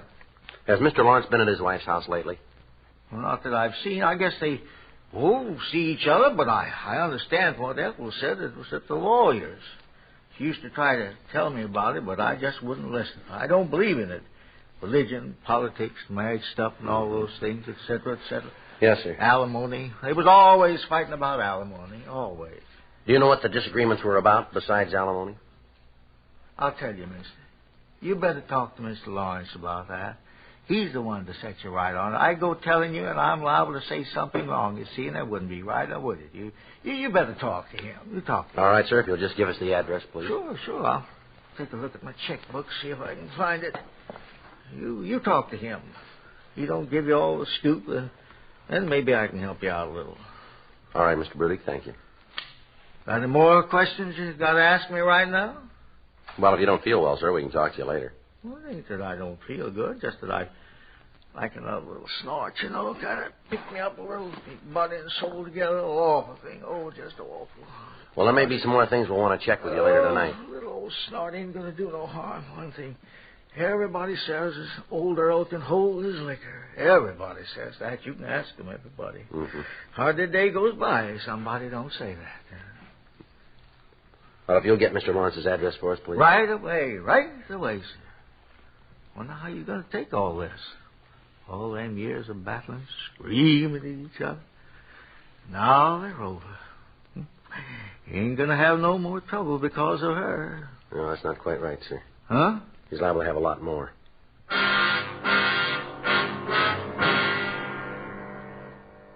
Earl Brudig looked through his desk and he found a canceled check bearing the address of the garage where the victim's husband was employed.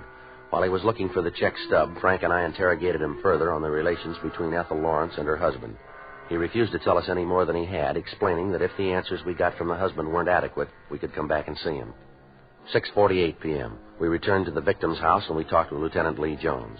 He told us that the crew from the crime lab had been unable to find the murder weapon, but that they had been able to lift several good fingerprints from the kitchen. He went on to say that these had been checked with those of the victim and they were not the same. Little other physical evidence was found in the house. However, an impression of a shoe had been found in the soft earth at the side of the house, and a plaster cast had been made of it. We asked Lieutenant Jones to take the fingerprints of the neighbor who had found the body and check them with the impressions left in the victim's house. 9:46 p.m. The coroner arrived and removed the body and attached the paper seal to the front door. Frank and I went back to the office and checked the name of the victim and her husband through the record bureau. We found that Bernard Lawrence had been arrested 4 years previously on a wife-beating charge, but that he'd been released when his wife refused to prosecute. We checked the name Earl Broody. He had no record. 10:54 p.m. We drove over to the garage where the victim's husband was employed. The place was closed, but there was a card on the door giving an emergency address. Frank and I drove out to the house, a low, rambling ranch-style building. The garage owner, Arnold Norton, met us at the door. Yeah? Mr. Norton? That's right. What can I do for you? Police officers. We'd like to talk to you. Yeah, I guess it's okay. I don't know what it's about, but I guess it's okay. What do you want? Might be better if we talked inside. You mind if I see your identification? No, sir. Here's my ID card. This is my partner, Frank Smith. My name's Friday. Uh-huh. Yeah, come in. Thank you. Thank you. Just a minute, I'll turn off the TV. We don't like to bother you, Mr. Norton. Shouldn't take us too long. Doesn't matter. It's just a fight movie. I've seen it before. I get a kick out of seeing him again. Mm-hmm. What is it you want to know? You have an employee named Bernard Lawrence working for you? Yeah, Barney's been with me for about 7 years. Why? You have a home address for him? I suppose so. But can you tell me what this is all about? Just a routine investigation. We'd like to talk to him. I'll write out the address for you. All right. You ever hear about Lawrence and his wife having any quarrels or disagreements? I'm not quite sure how I should answer that. What do you mean? I don't know why you're asking the question. It's a little rough to ask me to comment on the way Barney gets along with his wife. I don't want to lay anything on him. You've known him for quite a while, have you? Yeah, I told you he's been with me for 7 years. Best carburetor man I've got. You must have heard him discussing his home life at one time or another, haven't you? I went through the same thing before, you know. I got myself right in the middle before. I don't want it to happen again. I don't understand. When they got the divorce, all the time lawyers coming around asking questions, trying to get me to take sides. I'm not going to do it. If Barney's trying to bring the thing up again, he should be the one to tell me, not have you fellas come around and do it. I'm not going to get in the middle again. I've known both of them for a long time. I think a lot of them. Ethel and Barney and me have been pretty close in the years. But I've had it. All the questions about how much Barney makes, what were his working hours, who'd he see, did he run around with any girls? No. I'm not going to answer any more questions. Well, this isn't a civil matter, Mr. Norton. This has nothing to do with the divorce? No, sir. I'm not going to be called as a witness? We can't say to that, sir. Uh-huh. The way you fellas are going about this routine thing makes me think that it's a lot more important than just a traffic ticket or anything like that. Well, it is. Did you see Lawrence today? You mean at the garage? Yes, sir. Yeah, he came to work at 8, just like he always does. He was there all day? 8 to 5, that's what he works. Does he have occasion to leave the garage at all during the day? I don't understand what you mean. Well, does he have to leave to go pick up parts, anything like that? Yeah, once in a while he does. We got a fellow who does that kind of thing, but when he's out on a call and Barney needs something fast, he maybe runs down the street and gets it. Mm-hmm. Did he leave the garage this afternoon? Yeah, he had to go down and pick up some rebuilds. You know what time he left? It'd be hard to pin it down to an exact time. I don't much keep tabs on Barney. He comes and goes as he pleases. It's pretty important that we get an idea of when he was gone. Well, I can check it with the other boys in the shop. I should be able to find out when he left. I know he got back about 4:30, though. You're pretty sure about the time? Yeah, he came back and did a job on a rush one that we had, and then he took off at 5. How was he acting when he came back? What do you mean? Did he seem upset about anything? No, not particularly. He seemed pretty happy, though. Kept talking about what a beautiful day it was and how good he felt. Mm-hmm. You know, it come right down to it, Barney was happier than he's been in some time. Just seemed like all his troubles were gone.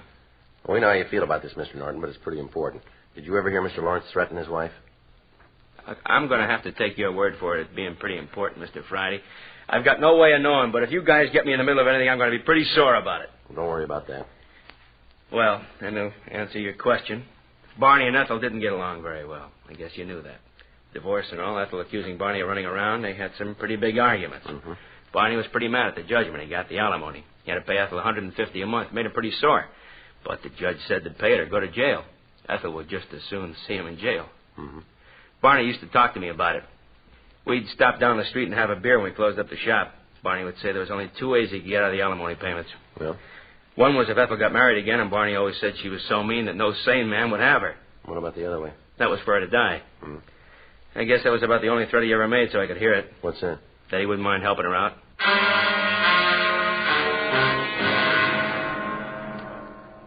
11:47 p.m. We drove over to the address we'd gotten for Bernard Lawrence. It was a modern apartment building in the Wilshire district. We rang the bell to his apartment, but we got no answer. Frank and I talked to the manager of the building, and he let us into the suspect's apartment. In a preliminary search of the place, we found nothing to tie the man in with his wife's death. However, from the clothes and the other personal effects in the place, we were reasonably sure that he'd returned to the apartment. The manager told us that Lawrence had come home after work, changed his clothes, and left, saying that he'd return later. We put in a call to the office, and we told them where we were, and we made arrangements to be relieved the next morning in the event the suspect hadn't returned. Frank and I settled down in our car, which was parked across the street from the apartment, to wait for Lawrence. At 1:30, Frank went down to the corner and called Fay to tell her he'd be a little late. He brought back a carton of hot coffee and some sandwiches. The stakeout continued. 2:30, still no sign of the suspect. 3:30, 4.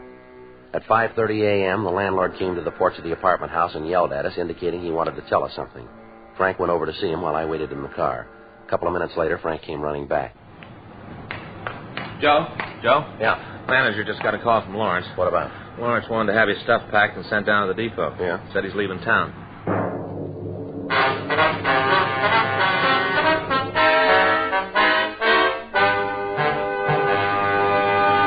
You are listening to Dragnet, the authentic story of your police force in action. Meet Peter Lynn Hayes and Mary Healy, America's favorite husband and wife comedy team. They are typical of smokers everywhere who are saying, Chesterfields for me. Mary says, I've smoked regular-sized Chesterfields for about 7 years.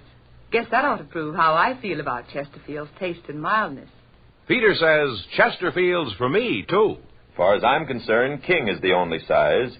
And like Mary says, Chesterfield is the only cigarette. Either way you like them, I'll bet you'll find Chesterfield is best for you. Yes, smoke America's most popular two-way cigarette. Regular and king-size Chesterfield.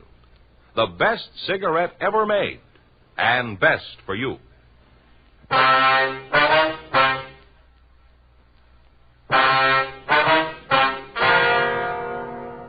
5:42 a.m. We called the business office and had arrangements made to check the reservation lists on trains going east.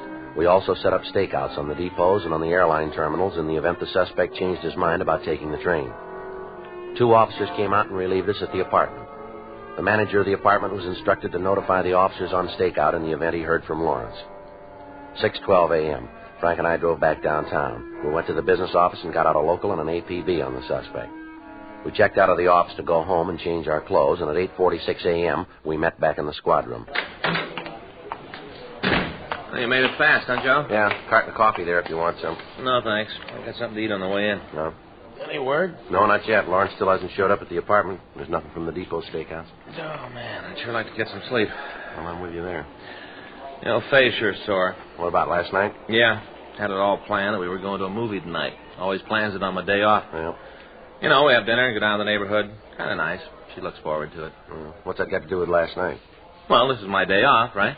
Yeah. Yeah, that's what it says in the schedule. And I'm working, right? Yeah. Well, I worked all last night, too. Huh? Yeah. Going to be no movie tonight. I don't follow you. Well, I'm going to sleep.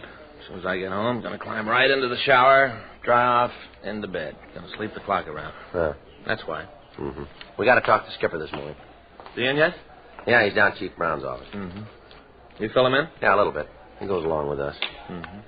Well, let's check R&I. I want to look at that arrest report on Lawrence, see if any of his friends are listed. We might be able to get a lead on him. Better find out if he made that call he was supposed to have made when he was gone from work, huh? Yeah. The way it looks, he's still in town.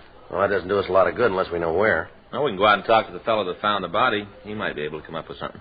Better put a stakeout on the garage where Lawrence worked, too. He might show up there. Right. I'll get Norton on the phone. Tell him to let us know if he hears anything. Yeah.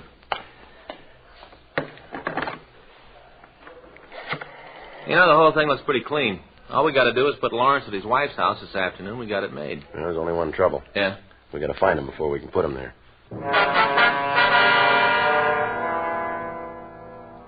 After putting in the call to the garage where the suspect was employed and arranging for a stakeout on the place, Frank and I checked the arrest record that had been made out 4 years previously and obtained a list of his friends and relatives. We contacted each one of them, but they could give us no information on Lawrence. That morning, we met with Captain Lorman, and we went over the evidence with him. The fingerprints found at the scene of the murder had been eliminated when they were compared with those of the neighbor, Earl Brutig. Other physical evidence netted us nothing. The murder weapon still had not been found. The only piece of evidence that we had to attempt to identify the killer was the plaster cast of the footprint found by the side of the house. However, Lee Jones said that it would be of little use other than to identify the size of the shoe. It was a size 10 with a leather sole and a leather heel. There were no distinguishing marks on the impression. 2 days went by, and we still hadn't found Lawrence. We talked to the men he worked with, but none of them could supply us with any information as to his possible whereabouts. We checked the bars he was known to frequent without results. Apparently, the suspect had disappeared without a trace. On Saturday, June 14th, 3 days after the murder, Frank and I got back to the office after lunch. You want to check the book? Yeah. Where can I find Joe Friday? I'm him. I'm Barney Lawrence. Well, we've been looking for you. I want you to get off my back. Leave me alone. You mind telling us where you've been for the past 3 days? It's none of your business. The only reason I'm here now is I want to tell you to stop going around asking a lot of questions, causing me embarrassment. What do you mean by that? You know what I mean. I don't mind telling you I'm pretty sore about the things you said behind my back. You probably didn't think I'd find out about them. But I did, and I'm telling you to stop. You ought to take it easy, Lawrence. You keep your nose out of this, cop. I'm talking to him. I got a few things for you, too, before I leave. Yeah? I don't think you're going to leave. What's that supposed to mean? Just what it sounded like. You're under arrest. For what? Suspicion of murder. You figured I killed Ethel? You look good for it. Then you better get a pair of glasses, cop. I'm walking out of here, and if you're smart, you won't try to stop me. I wouldn't try it, Lawrence. Lawrence? Now, hold it. If you haven't done anything wrong, you got nothing to worry about. Now, come on back here. You know something? What's that? I've always wanted to hit a cop. Come on, Lawrence. On your feet. Keep your hands off me, cop. Just keep your hands off me. All right, now sit down. Right here. Sit down. Go ahead. We're investigating a murder. Someone beat your wife to death. We're trying to find who did it. Well, it wasn't me. You got a funny way of showing it.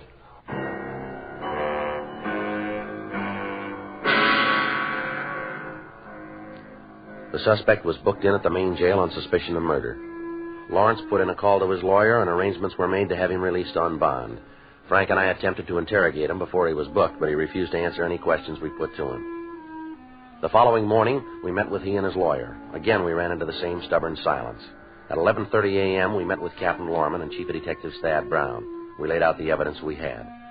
From all appearances, we had the guilty man in custody, but it might be difficult to prove in a court of law. The one thing we'd been unable to establish was Lawrence's presence in the house at the time of the murder. It was decided that without being able to prove this, we would have little chance of getting a complaint from the district attorney's office.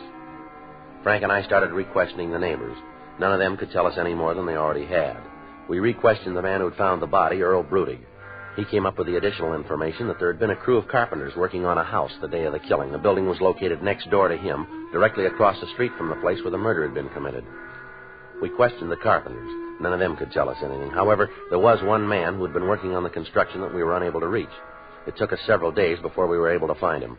On Wednesday, June 18th, we got to his house at 7:30 a.m., just before he left for work. He asked us to talk to him in the kitchen of his home. I'm just having breakfast. Fix you guys something to eat? No, thanks, Mr. Hewitt. We don't want to take up much of your time here. Oh, don't worry about that. What's this about anyway? We understand that you were working on a job on Green Oak Drive on the 10th of June. Is that right? Let me think. Yeah, 9700 block. Yeah, I was there. Why? You worked there all day, did you? That's right. Left the place around 5:30. Say, this about that woman that was murdered? Yes, sir. You got the fellow that did it? Well, we think we know where he is. You guys like a cup of coffee? Yeah, fine. We'll join you. Yeah, thanks.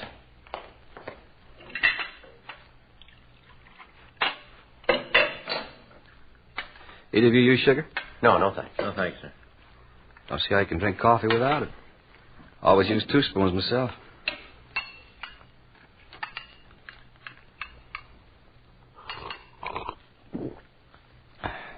That's good. Well, say, if you know who did the killing, how come he isn't in jail? We need a little more evidence before we can take him to court. That's why you're talking to me, huh? That's right. A couple things you might be able to straighten us out on. Why me? Well, we've talked to the other men in the crew. Seems like you're the only one left. Comes right back to me, huh? That's right. Yeah. What's the matter, Hewitt? Gotta sit down. What's wrong, Hewitt? What's the matter? You sick? Poison in the sugar. I've been expecting it. Frank, get an ambulance, quick. Yeah. What kind of poison, Hewitt? What kind? There's nothing you can do now. I know this is wrong, taking poison. I killed the old lady. I killed her.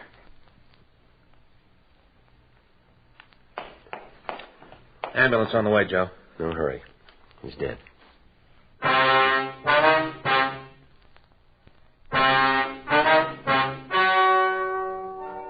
The story you have just heard is true. The names were changed to protect the innocent.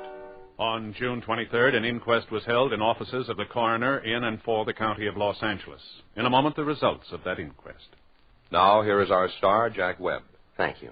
Earlier, George Fenneman told you exactly why the Chesterfield you smoke today is the best cigarette ever made. And best for you. Now, the rest is up to you. Get a carton or two for yourself. Smoke them and you'll say as we do, it's Chesterfields for me.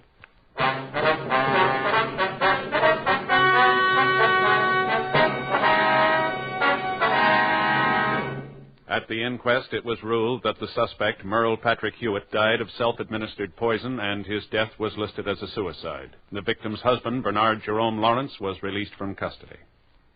Ladies and gentlemen, we'd like to thank the editors of Time magazine for their cover story of Jack Webb and Dragnet. That's Time magazine, on your newsstands this Thursday.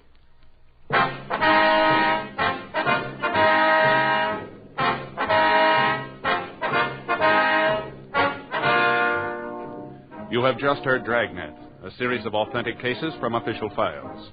Technical advice comes from the Office of Chief of Police W.H. Parker, Los Angeles Police Department. Technical advisors, Captain Jack Donahoe, Sergeant Marty Wynn, Sergeant Vance Brasher. Heard tonight were Ben Alexander, Vic Rodman, Jack Crucian. Script by John Robinson. Music by Walter Schumann. Hal Gibney speaking.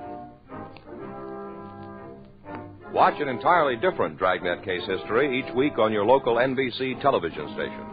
Please check your newspapers for the day and time. Chesterfield has brought you Dragnet, transcribed from Los Angeles. Filter tip smokers, this is it. L&M Filters, the one filter tip cigarette with plenty of good taste, much more flavor, much less nicotine, the right length for effective filtration. Only the L&M filter contains the miracle product, alpha cellulose, the purest material for filtering cigarette smoke. Yes, this is it. As Ann Sheridan puts it, L&M filters are just what the doctor ordered. Buy L&M filters, the light and mild smoke.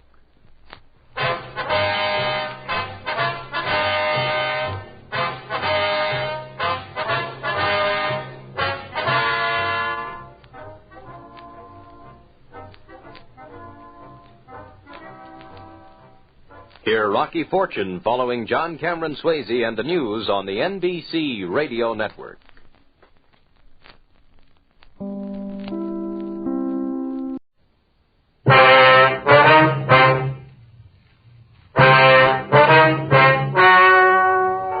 Ladies and gentlemen, the story you are about to hear is true. The names have been changed to protect the innocent. Dragnet is brought to you by Chesterfield, made by Liggett & Myers, first major tobacco company to bring you a complete line of quality cigarettes.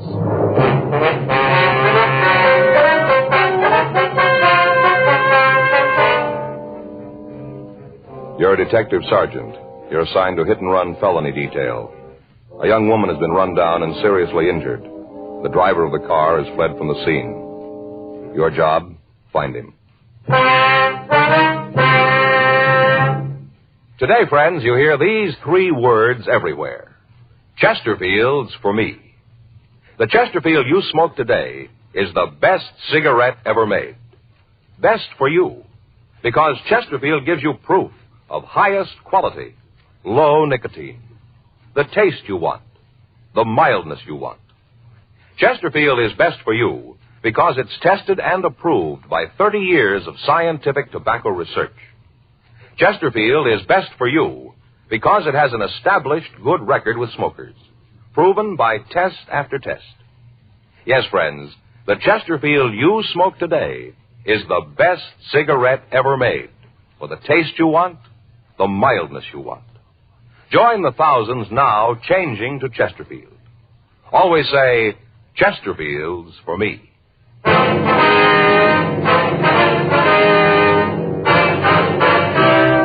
Dragnet, the documented drama of an actual crime. For the next 30 minutes, in cooperation with the Los Angeles Police Department, you will travel step by step on the side of the law through an actual case transcribed from official police files. From beginning to end, from crime to punishment, Dragnet is the story of your police force in action. It was Tuesday, April 7th. It was cold in Los Angeles. We were working the day watch out of traffic bureau, hit-and-run felony detail. My partner's Frank Smith. The boss is Captain Calfee. My name's Friday. We were on our way out from the office, and it was 8:40 a.m. when we got to 1784 Byram Street. Front door. Better try it again, huh? Yeah. Wait a minute. Sounds like somebody coming. Yeah? Something you want? Miss Hunter? That's right. Who do you want? Police officers. We'd like to talk to you. Oh, about the thing last night, huh? Yes, ma'am. That's right. Well, come on in. I can't stand around for long. I'm going to be late for work as it is. Come on. Thank you. This is my partner, Frank Smith. My name's Friday. How do you do? Hi. Sit down there. I got to get ready to leave. There's some coffee there in the carafe if you want some. No, thank you. No, ma'am, thank you. Would you mind pouring me a cup? You'll find everything right there on the table. 2 sugars. All right. What do you want to know about last night? I told the officers who were there all I know. Yes, ma'am, we know. We read their report. We'd like to go over it with you if it's all right. Seems like a waste of time to me. Spend a little more of it trying to catch the kid that hit the girl. It'd be better all the way around. Yes, ma'am. There's your coffee. Oh, thank you. Ooh, too warm. Either one of you got a cigarette? Yes, ma'am. Here you are. Here's light. Thanks. What do you want to go over? Well, according to what you said to the officers last night, you saw the accident. Is that right? I saw it, yeah. I don't think it was an accident. If you ask me, I think the kid deliberately hit the girl, deliberately. Now, why do you say that? Well, just the way it looked, that's all. Kind of feeling. Way he came barreling around the corner. He must have seen her. She was right under the light, didn't even make an attempt to stop, none at all. Mm-hmm. I saw her, the girl, step off the curb. Right under the light. He had to see her, had to. Anyway, she stepped off the curb and started to cross the street. Hearing me saw her. She started to cross, and then all of a sudden, this kid in the hot rod was coming right at her. There wasn't anything she could do. Yes, ma'am. She kind of looked up at the car and then, well, like she was going to run.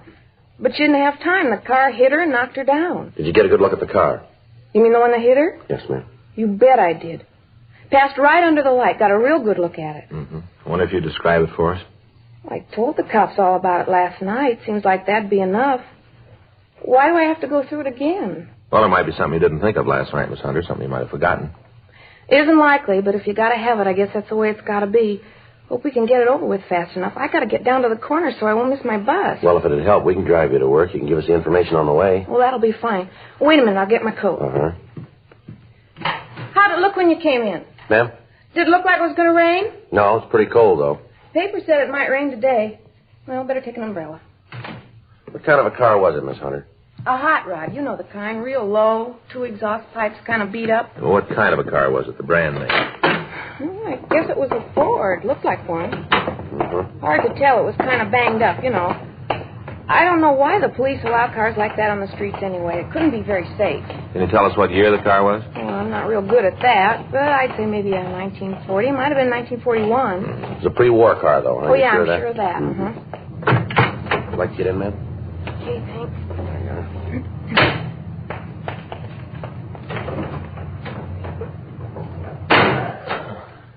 Where can we drop you, ma'am? Near First and Broadway will be fine, just on the corner there. Okay. Miss Hunter, was there anything about the car that'd make it easier to identify? Not especially. Black Ford, all beat up. I'm sure I'd know it if I saw it again, any place. Did you get a good look at the driver of the car? No, not too good. All I could see was that he was a kid, you know, maybe 19, 20 years old. Uh-huh. I'd like to see you get that kid. Is the girl all right? She looked pretty bad last night. Well, she's still in a critical condition. Doctors aren't sure yet whether she'll be all right. Sure hope she is. Have you talked to her? No, we haven't. Not yet. It's a terrible thing. Kids like that running around in hot rods, barreling around the city. A person's not safe on the streets anymore. Well, just because a car's got twin tailpipes, Miss Hunter, doesn't have to be a hot rod. Well, this one was. Even had the little sort of license plate hanging down from the back bumper. You mean a state license plate? No, one of those with a club name on it. You know the kind. There's not a notation of that on the report that we remember. I guess I forgot all the excitement and all. I must have forgot. Well, did you see the name on that plate? Yeah. Not real good, but I saw it. Think you can remember it? Not all of it. The last part was wheels. Something wheels. 2 words. You're pretty sure of that, are you? Yeah, wheels. That's the word I saw. Didn't remember it last night. Guess it didn't seem important then. Must be a lot of cars that have those plates on them all over town. Yes, we know. Don't seem like it's going to help much. A lot of cars with those plates on them. Lots of them. Yes, ma'am. Even if you do find the kid with one of them, how are you going to know if he's the right one? Well, it's not going to be too hard. Huh? His car will tell us. According to the report, an automobile driven by one male occupant had struck a woman while she crossed the intersection of Olympic Boulevard and Connecticut Street the night before. When the ambulance arrived at the scene, the victim, who was identified as Mrs. Helen Chapman, was unconscious and was removed to Georgia Street Receiving Hospital for emergency treatment. Members of the crime lab had arrived at the scene and gathered what physical evidence they could find. All citizens in the vicinity were interrogated and their statements were taken. Photographs of the coroner were made and held for evidence. Because of the hit-and-run aspect of the case, Frank and I had been assigned to investigate it. At 1:14 p.m., we drove over to Georgia Street Receiving Hospital to talk to the attending physician, Dr. Sebastian. He said the patient's condition was so critical that she couldn't be moved to her own hospital. He told us that the victim hadn't recovered consciousness to the point where she could be questioned. He went on to tell us that she'd been administered serum albumin to counteract shock. He listed her injuries for us. Compound fractures of the femur, rib fractures, and associated internal injuries, including a punctured lung and brain concussion. It was not expected that she'd live. Frank and I left the doctor and walked down the hall. In the waiting room, we met a tall, thin man who looked as if he hadn't slept in several days. On the floor in front of him was a small pile of half-smoked cigarettes. He identified himself as the victim's husband, Carl Chapman. I didn't know. I came home from work. They told me about it. I didn't even know. Didn't they try to call you at work? No, I guess they called the house. There wasn't anybody home. I just walked up to the door, and there was a note telling me to call her. Didn't even know about Helen. I see. You like a cigarette, Chapman? Thanks.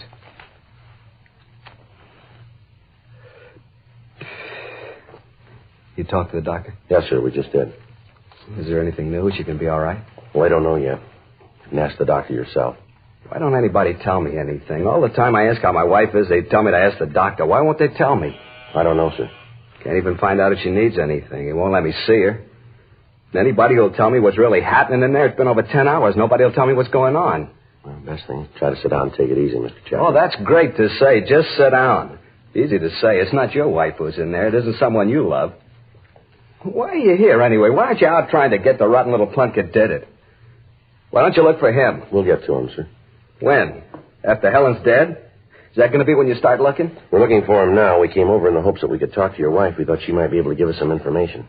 What in God's name do you want from her? The name and address of the kid who ran it down? Does she have to get out of bed and go find him for you?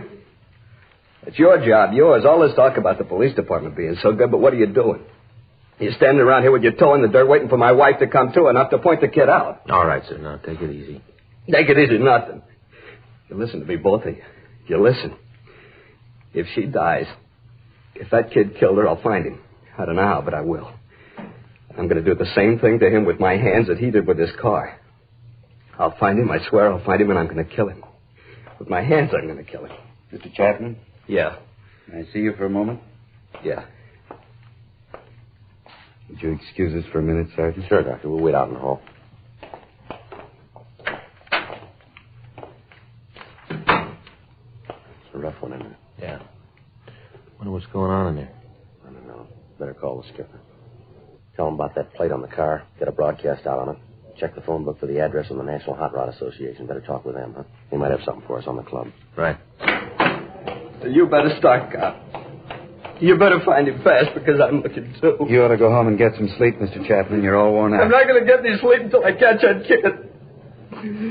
Until I catch that kid.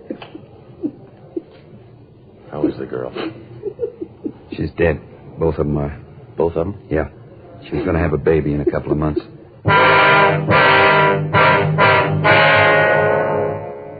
3:15 p.m. Frank and I drove out to the offices of the National Hot Rod Association on Hollywood Boulevard.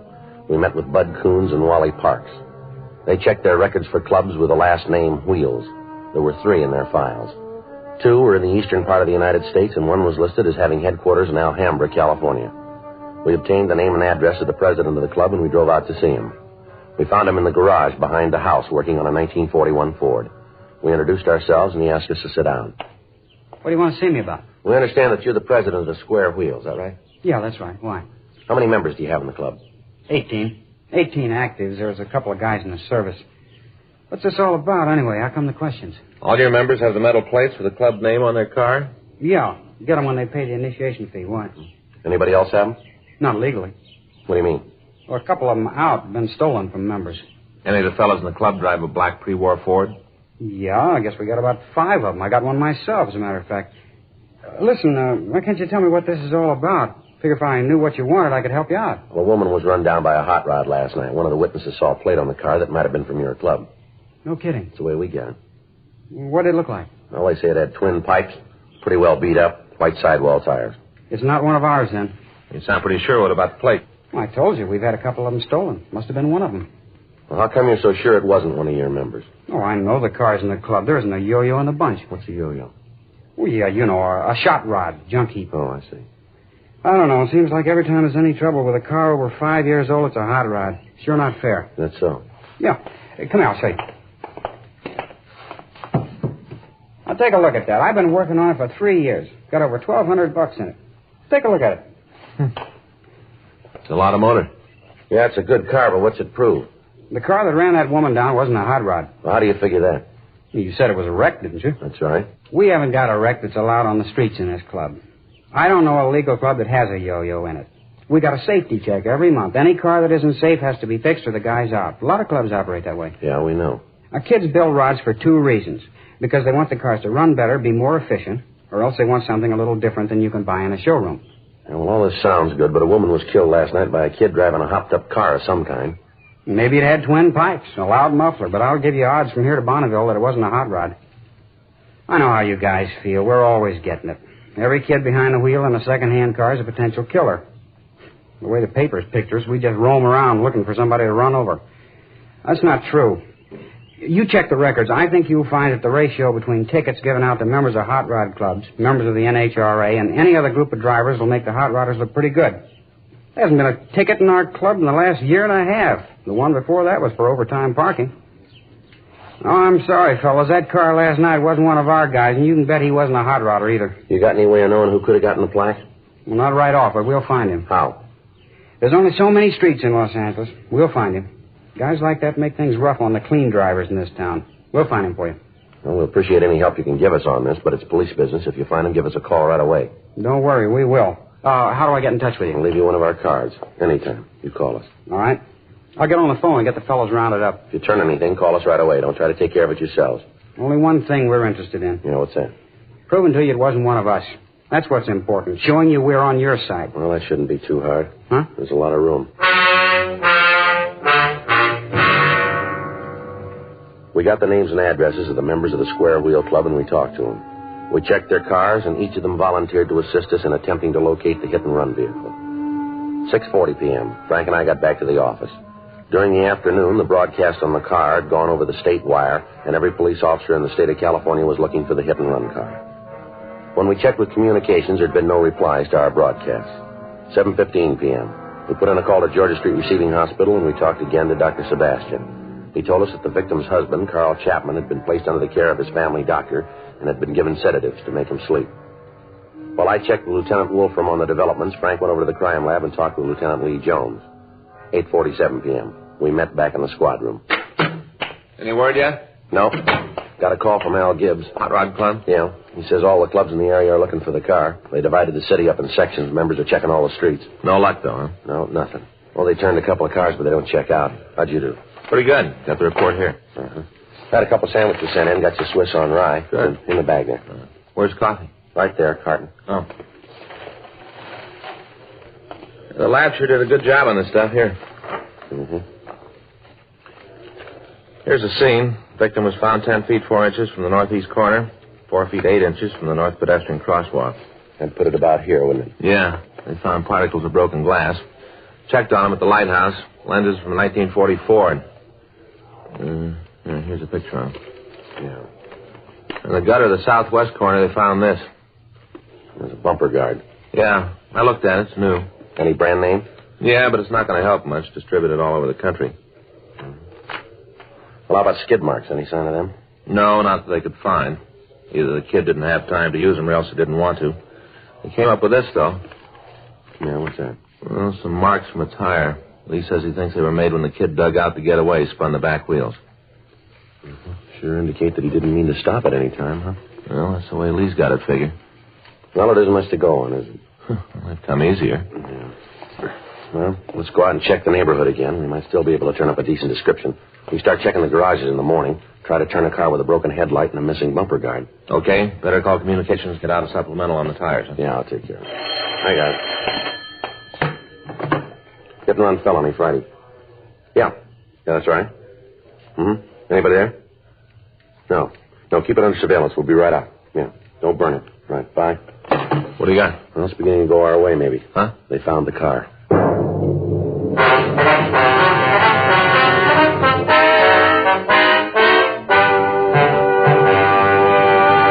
You are listening to Dragnet, the authentic story of your police force in action.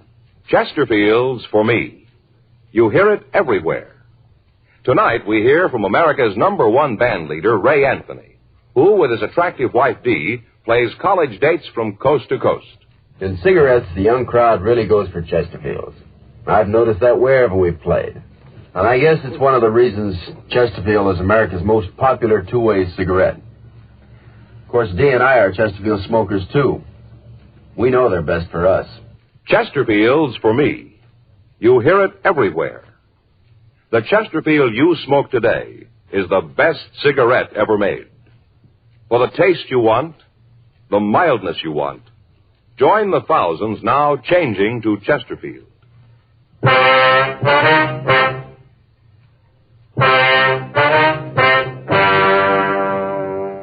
During a routine patrol of the streets in East Los Angeles, a radio unit had come across a car parked at the curb on Vancouver Avenue. They'd stopped to investigate and found that it matched the description that we'd sent out.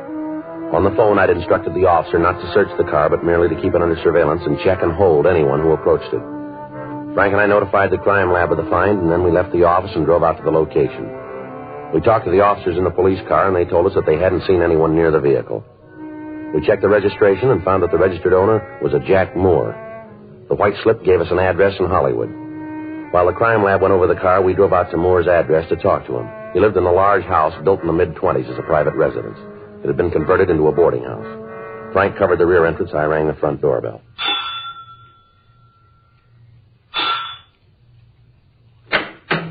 Yeah? What do you want waking me up this time of night? Police officers. You have a tenant here named Jack Moore?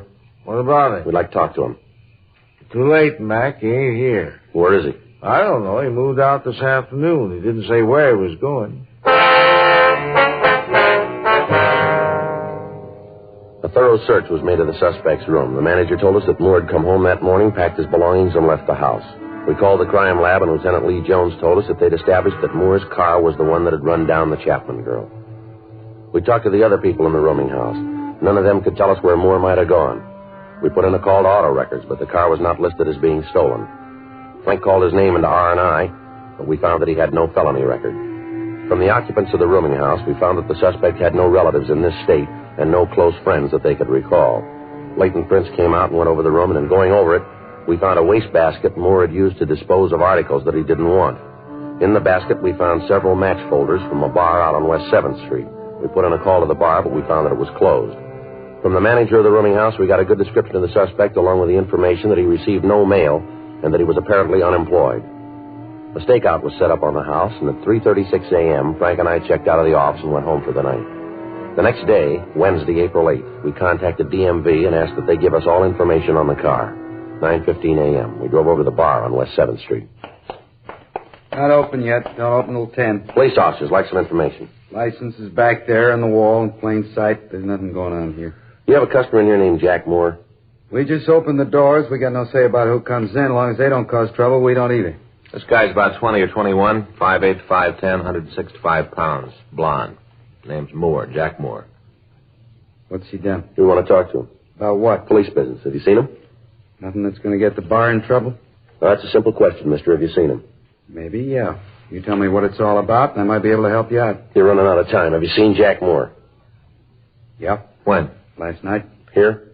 Yeah, he was in. Got liquored up. I tossed him out when we closed. Where's he now? You better ask him. I'm going to tell you once more. If you know where he is, you're going to save yourself a lot of time by cooperating with us. I run a clean place here. I don't want any trouble with the cops. My license is on the wall. I got no choice of the customers who come in here. I don't want to get mixed up in anything. We're not calling it that way. That's the way it is. This is a clean place. That's not what the book says. You've been tabbed a couple of times for serving minors. You run B-girls. You haven't served straight liquor in here for a couple of years.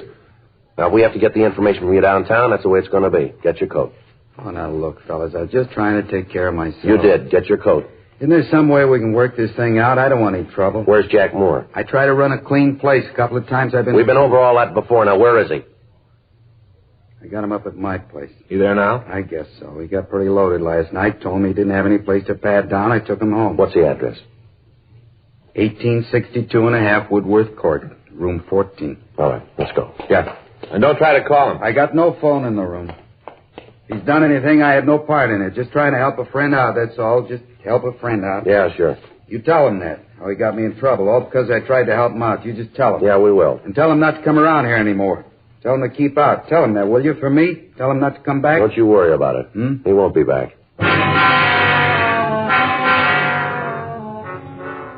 We called the office, and another team of detectives came out to the bar to keep the bartender under surveillance in the event that he might try to contact the suspect.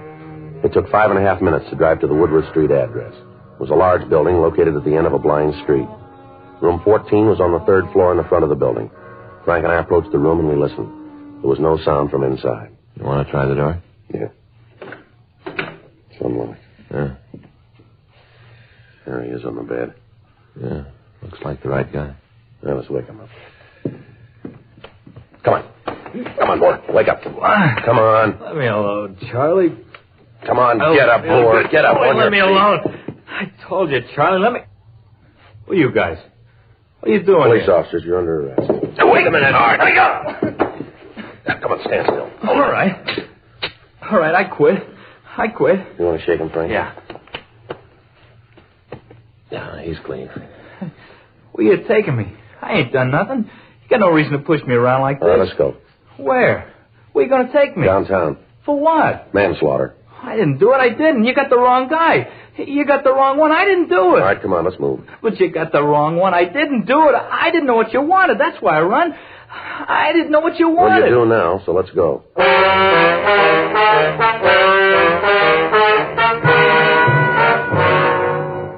The suspect was taken to the squad room where he was questioned. He refused to admit any part in the crime. He was confronted with the physical evidence and with the ownership of the hit-run vehicle.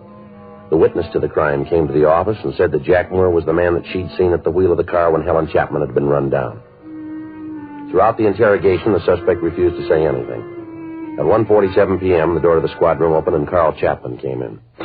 Where is he? I know he's here. I want to see him. All right, take it easy, Chapman. I heard you called him. I want to see him. I want to tell him. Is that the kid? Are you the one? You the one who killed Helen? Well, answer me. All right, take it easy, Chapman. Is he the one? The evidence points that way, yeah. Please. I want you to do something for me. What's that? Go away. Out of here, please. We can't do that, Chapman. He's in custody. Please leave me alone with him. Come on, Chapman. You better wait outside. Now, just a minute. Listen to me, kid. When they put you in that cell, you get down on your knees and thank God that they found you before I did. You understand? You thank him, and every day you live, you thank him. You do that because I would have killed you. Take it easy, Chapman. My wife's dead because of him. You hear that? You killed her. They got lost to save people like you, but none for her. None for her and the baby. They didn't have any laws. None for them. All right, Chapman. Come on, take it easy. Frank? Come on, sir. Yeah.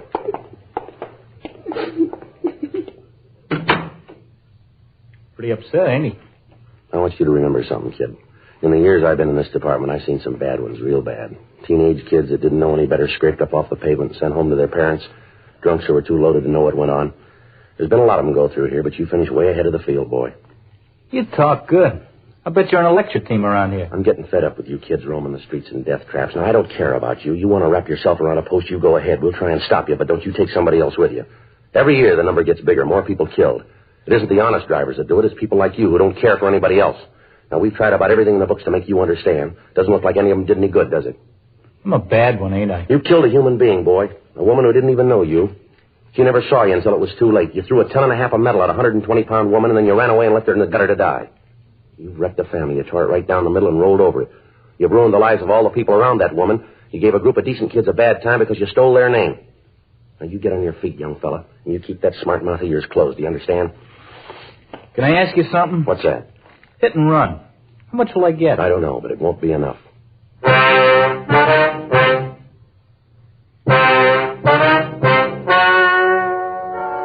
The story you have just heard is true. The names were changed to protect the innocent. On October 14th, trial was held in Department 97, Superior Court of the State of California, in and for the County of Los Angeles. In a moment, the results of that trial. Now, here is our star, Jack Webb. Thank you, George Fenneman. Thousands of smokers all across the country are now changing to Chesterfield. We'd like you to give them a try, too. I know you'll like them because the Chesterfield you smoke today is the best cigarette ever made.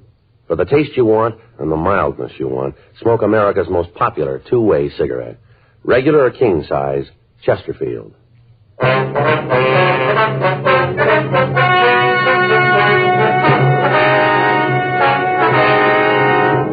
Jack Carlisle Moore was tried and found guilty of manslaughter, 1 count, and received sentence as prescribed by law. Manslaughter is punishable by imprisonment in the state penitentiary for a period not to exceed 10 years.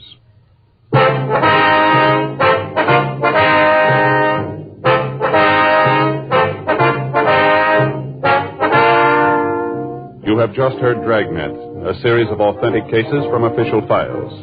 Technical advice comes from the Office of Chief of Police W.H. Parker, Los Angeles Police Department. Technical advisors, Captain Jack Donahoe, Sergeant Marty Wynn, Sergeant Vance Frazier. Heard tonight were Ben Alexander, Joyce McCluskey, Harry Bartell, Dick Perrin. Script by John Robinson. Music by Walter Schumann. Hal Gibney speaking.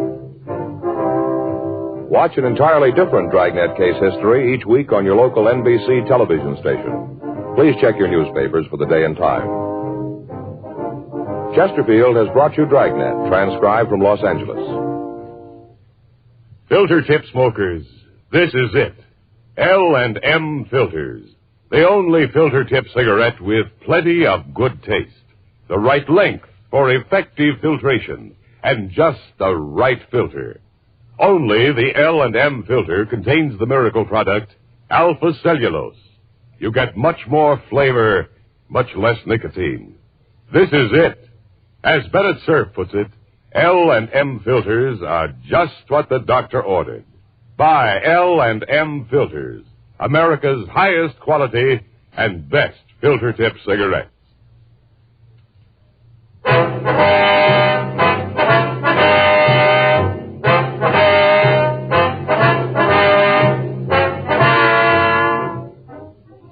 Hear Rocky Fortune following John Cameron Swayze and the news on the NBC Radio Network.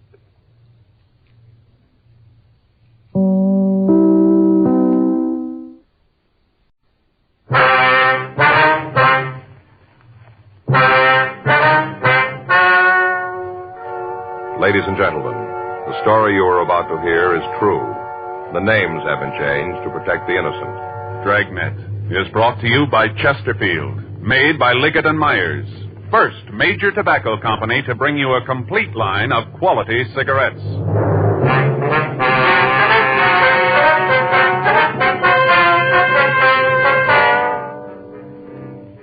You're a detective sergeant. You're assigned to robbery detail. A supermarket in your city has been robbed. The thief wore a disguise. You don't know who he is or what he looks like. Your job, find him. Today, friends, you hear these 3 words everywhere. Chesterfield's for me. The Chesterfield you smoke today is the best cigarette ever made. Best for you, because Chesterfield gives you proof of highest quality, low nicotine. The taste you want, the mildness you want. Chesterfield is best for you because it's tested and approved by 30 years of scientific tobacco research.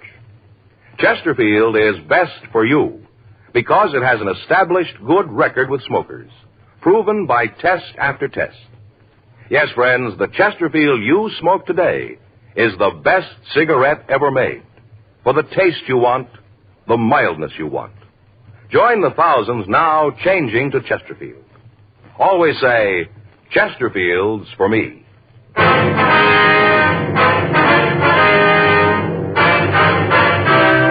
Dragnet, the documented drama of an actual crime. For the next 30 minutes, in cooperation with the Los Angeles Police Department, you will travel step by step on the side of the law through an actual case transcribed from official police files. From beginning to end, from crime to punishment, Dragnet is the story of your police force in action. It was Wednesday, August 13th. It was warm in Los Angeles. We were working the day watch out of robbery detail. My partner's Frank Smith. The boss is Chief of Detectives Thad Brown. My name's Friday. I was on my way into the office, and it was 7:58 a.m. when I got to room 27A. Robbery. Morning, Frank. You been in long? About 10 minutes. Mm-hmm. It'll be a hot one today, isn't it? Yeah, that's what the paper says. Anything in the book? No. How about those mugs? They come in from Barton? Yeah, I put them in your box. Thank you. Did you take a look at them? Hey, Frank. What? I said, did you see the mugs? Oh, no. All right. What's the matter? Faye? What happened? Joe, you know me. You know how I feel about Faye. So you got to know I didn't mean anything by it. You didn't mean anything? Certainly not. It's the farthest thing from my mind. What was? What she thought I meant. You know, Joe, sometimes I think Faye just don't understand me. Well, I don't understand you either on this one. Oh, that's right. You weren't there. No. Sorry, got to thinking to myself you were. You know how a guy does. Uh-huh. I got to thinking to myself, when you got a problem, you kind of think your old buddy knows all about it. Yeah. So I got to fill you in. I'll tell you all about it. Right now? Yeah. You see, after dinner last night, we had those Swedish meatballs that Faye makes so good. The what? Meatballs. Swedish ones. Oh, yeah, I know. I had those out there. Yeah, wonderful. Very good. Yeah. Excellent. Well, after dinner last night, we went in the living room, sat down to watch the television. Mm-hmm. I switched on the set, and I kind of arranged the pillows and settled back. A couple of minutes later, Faye comes in with a box. One of those big flat ones like dresses come in. Mm-hmm. Yeah, I know. She bought a new dress. Joe, that's why she fixed the meatballs. I don't know how this is going to end, but up to here, I must be on Faye's side, I guess. You are? Well, I don't understand any of it. Oh, well, I'll straighten that out. Mm-hmm. You see, whenever she wants me to go along with something she's already done, she always makes Swedish meatballs. Well, I could figure that part out. What was in the box? A dress, Joe. She bought a dress. Oh, it was a dress? Yeah. She opened up the box. She shows it to me. Told me how she bought it on sale. Mm-hmm. You ever notice how every time a woman buys a dress, it's always on sale? No, I can't say as I ever have. Well, believe me, buddy, it always is. On sale? On sale. I don't want you to go through the whole day with this on your mind, but if you don't get to the point, it'll be time for us to sign out. And then we can talk about it. Well, I didn't mean anything by it. Nothing. She held the dress up for me to see, and all I did, I just said, what size is it? You know how you do. Mm-hmm. Want to look at these mug shots now? No, wait a minute. I want to finish. You asked me what I was mad about. I wanted to tell you. I asked her what size the dress was. She told me it was a 12. A 12. A 12? Yeah. Mm-hmm. So I just kind of casually mentioned that when we got married, she wore a 9. That's all I said, that she wore a 9. Want to look at the mug shots now? No, wait a minute. Will you help me with this thing? It's the use of being partners. If you can't help a little, we'll look at the mug shots. When we were married, she wore a 9. And she just flipped her wig, Joe. She got real mad. Walked out of the room. Right out of the room. Yeah. I guess she thought I meant she was getting fat. Yeah, I guess she did. Why, she was mad. Mm-hmm. Hot shot, I'll get it. Let's go. Corner of Grandview and Union. Yeah? Hold up.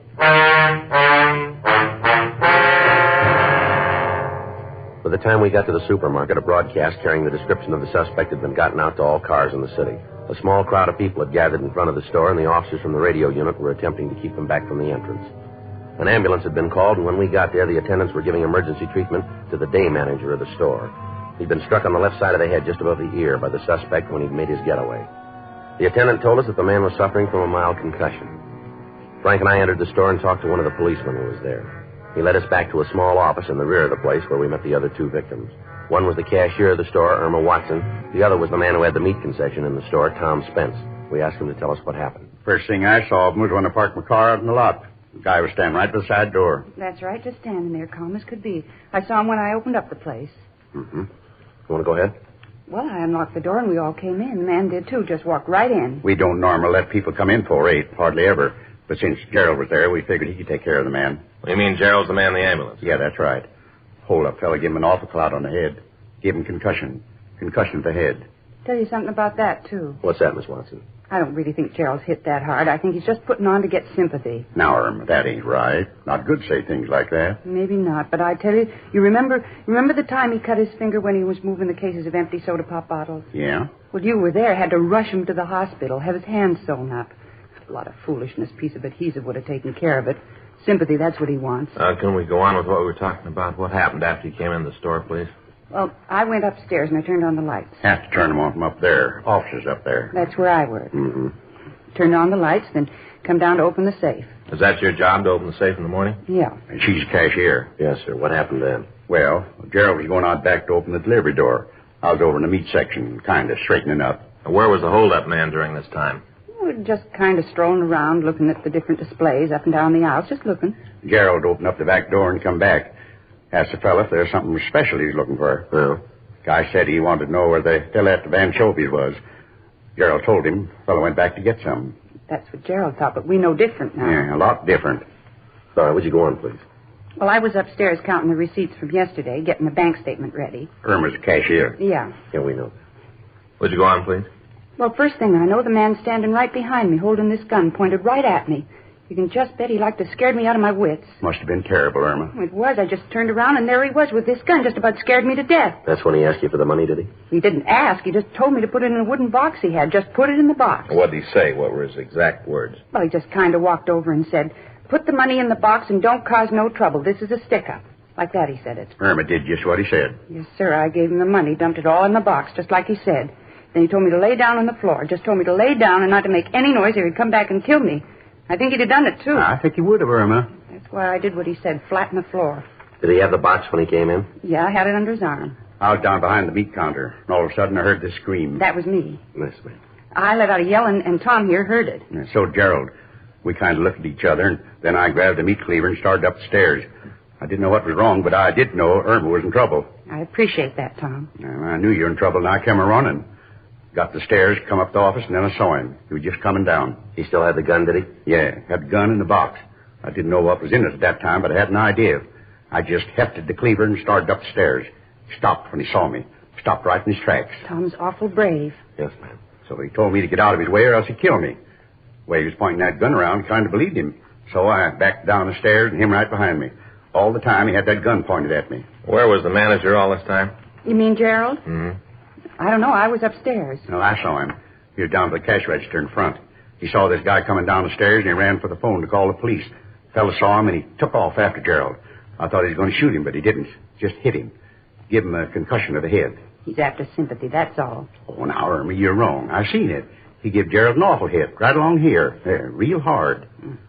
Now, which way did the man go after he left the store, please? He ran down that way, down Union. Uh-huh. Will you describe the man for us? Well, he was about 5 feet 6, and he was... It'd be a little better if you told us one at a time. Huh? I guess you'd never get it that way. Be a little difficult, sir, yeah. You go ahead, Irma. Well, I told the other policeman he was about the funniest-looking little man I ever saw. Real little. Oh, not really. I think he just kind of hunched over. Well, he looked little. About how tall was he? Oh, about 5'8", maybe 9. Guess that's about right. Tell him about the way he was dressed. Oh, yeah. Had on this black overcoat and a hat, all pulled down over his eyes. The hat, I mean. What color was his hair, do you remember? Well, what I could see of it was kind of blonde, light-colored. Yeah, that's right, and he had a mustache. Yeah, real big. Looked like the old-fashioned kind, like people wore when I was a kid. You know, handlebar, black. Real black. Mm-hmm. When he left the store, did you notice if he got into a car? Yeah, he did. I saw him run down the street and jump in one, a dark color. I'm not sure what kind it was. I think it might have been a Hudson, late model. I saw that. I was looking out the side window upstairs, and I saw the same thing. Did you tell the other officers about it? Well, I didn't. And neither did I. I guess we better get out a broadcast on it. Yeah. Did you happen to get the license number of the car? Yeah, that's where I went to work. I've got it written down right here on my apron. See? Numbers ain't too plain, but you can make them out. No, sir, I can't. You'll have to help me there. I got it, too. Right here. I saw him get in the car, and I wrote it down. Uh-huh. Thank you. Having the number of the car is going to make it easier to catch a fella, ain't it? We should make it a snap. Just find out who owns the car, and that's the man. Well, it's not going to be that easy, I'm afraid. What? Both numbers are different. A supplemental broadcast was gotten out carrying both the license numbers that the victims had gotten. Frank put in a call to DMV asking him to forward all information on the numbers. The crime lab crew came out and went over the place for fingerprints, but they were not able to turn up anything that we could use. We continued to question the butcher and the cashier. We got a complete description of the thief. The one outstanding thing that both of them agreed on was the mustache. Both said that it was a direct contrast to the color of the man's hair, and said that it might have been darkened with shoe polish or some kind of grease. People in the vicinity were questioned, but none of them were able to supply us with any new information.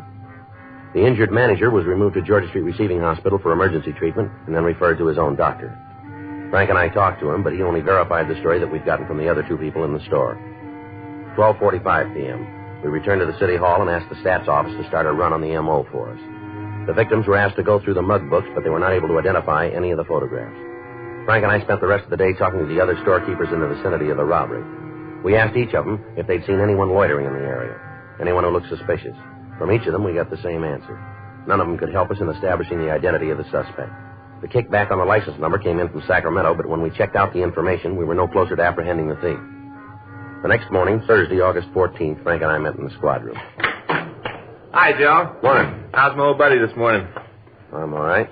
You sound happy. The problem with Faye straightened out? Oh, yeah, sure. Got home last night. Everything's great. Is that right? Hey, we started last night.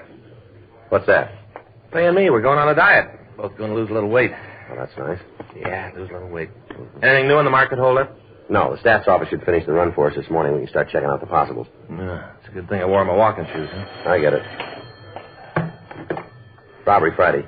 Yeah. Mm-hmm. No, that's right. No, that's all right. We'd like to hear it. Mm-hmm. Yeah, sure. All right, we'll be out and see you. No, right away. All right, thank you very much. Bye. What do you got? Cashier out at the market, that Irma Watson. Yeah? Might have something for us. What's that? Well, she says she thinks she knows who the suspect is. Frank and I drove out to the market. We went upstairs to the office in the rear of the store and met Irma Watson. She was seated at a desk with a large ledger book opened in front of her. I got to thinking it over last night after I got home about the hold-up man. Yes, ma'am? There was something about him, the way he acted and talked made me think I knew who he was, that I'd seen him someplace before. Uh-huh. I laid awake most of the night just thinking about it, then all of a sudden it came to me. Right out of the air it came to me. Yes, ma'am. Go ahead. Well, I knew where it was that I thought I knew him from. Where, ma'am? Right here in the store. You mean he's a customer? No, he works for us, right here in the store. That's where I've seen him. That mustache kind of fooled me for a minute, but not for long. I remembered. What's the man's name? I didn't remember that. Oh, I see. Not last night, but I came down here this morning and started through the books and came upon it. Got it right here. Take a look for yourself. See? Right there. That's Jed Ellsworth? That's him, I'm sure of it. Does Ellsworth work here now? Well, yes and no. Yeah? Well, he does and he doesn't. He's still got the job, but he ain't working right now. Got a leave of absence. He's got ulcers. Said he wanted to get them taken care of. Said he had to go out of town and see a specialist, get his ulcers fixed. I see. When did he leave? Last week. See, I got it right here. Last day he worked was Wednesday, August 6th. That was the last day. Do you have his home address? You just bet. Got it right here. Wrote all the information out for you. Thank you very much. It's him. I'm sure of it. All right, Miss Watson, we'll check into it. Only thing I can't figure out is that mustache. What's that? The mustache. I can't figure out how he could have grown it so fast. Takes longer than a week to get a mustache like that, doesn't it? Well, it depends, doesn't it? On what? Where you buy it. Frank and I returned to the office to run the name Jed Ellsworth through the record bureau. While Frank went through the packages, checking the description we'd gotten of the suspect, I went down to the stats office and picked up the list of possibles that they had for us. 10:26 a.m. I met Frank back at the R&I counter. Hi, how's it going? Well, looks like we got a live one. Got a Jed Ellsworth here, pretty close to the description. Yeah. Record in the East, St. Louis. Done big time back there, nothing locally, though. What did he fall for? Armed robbery.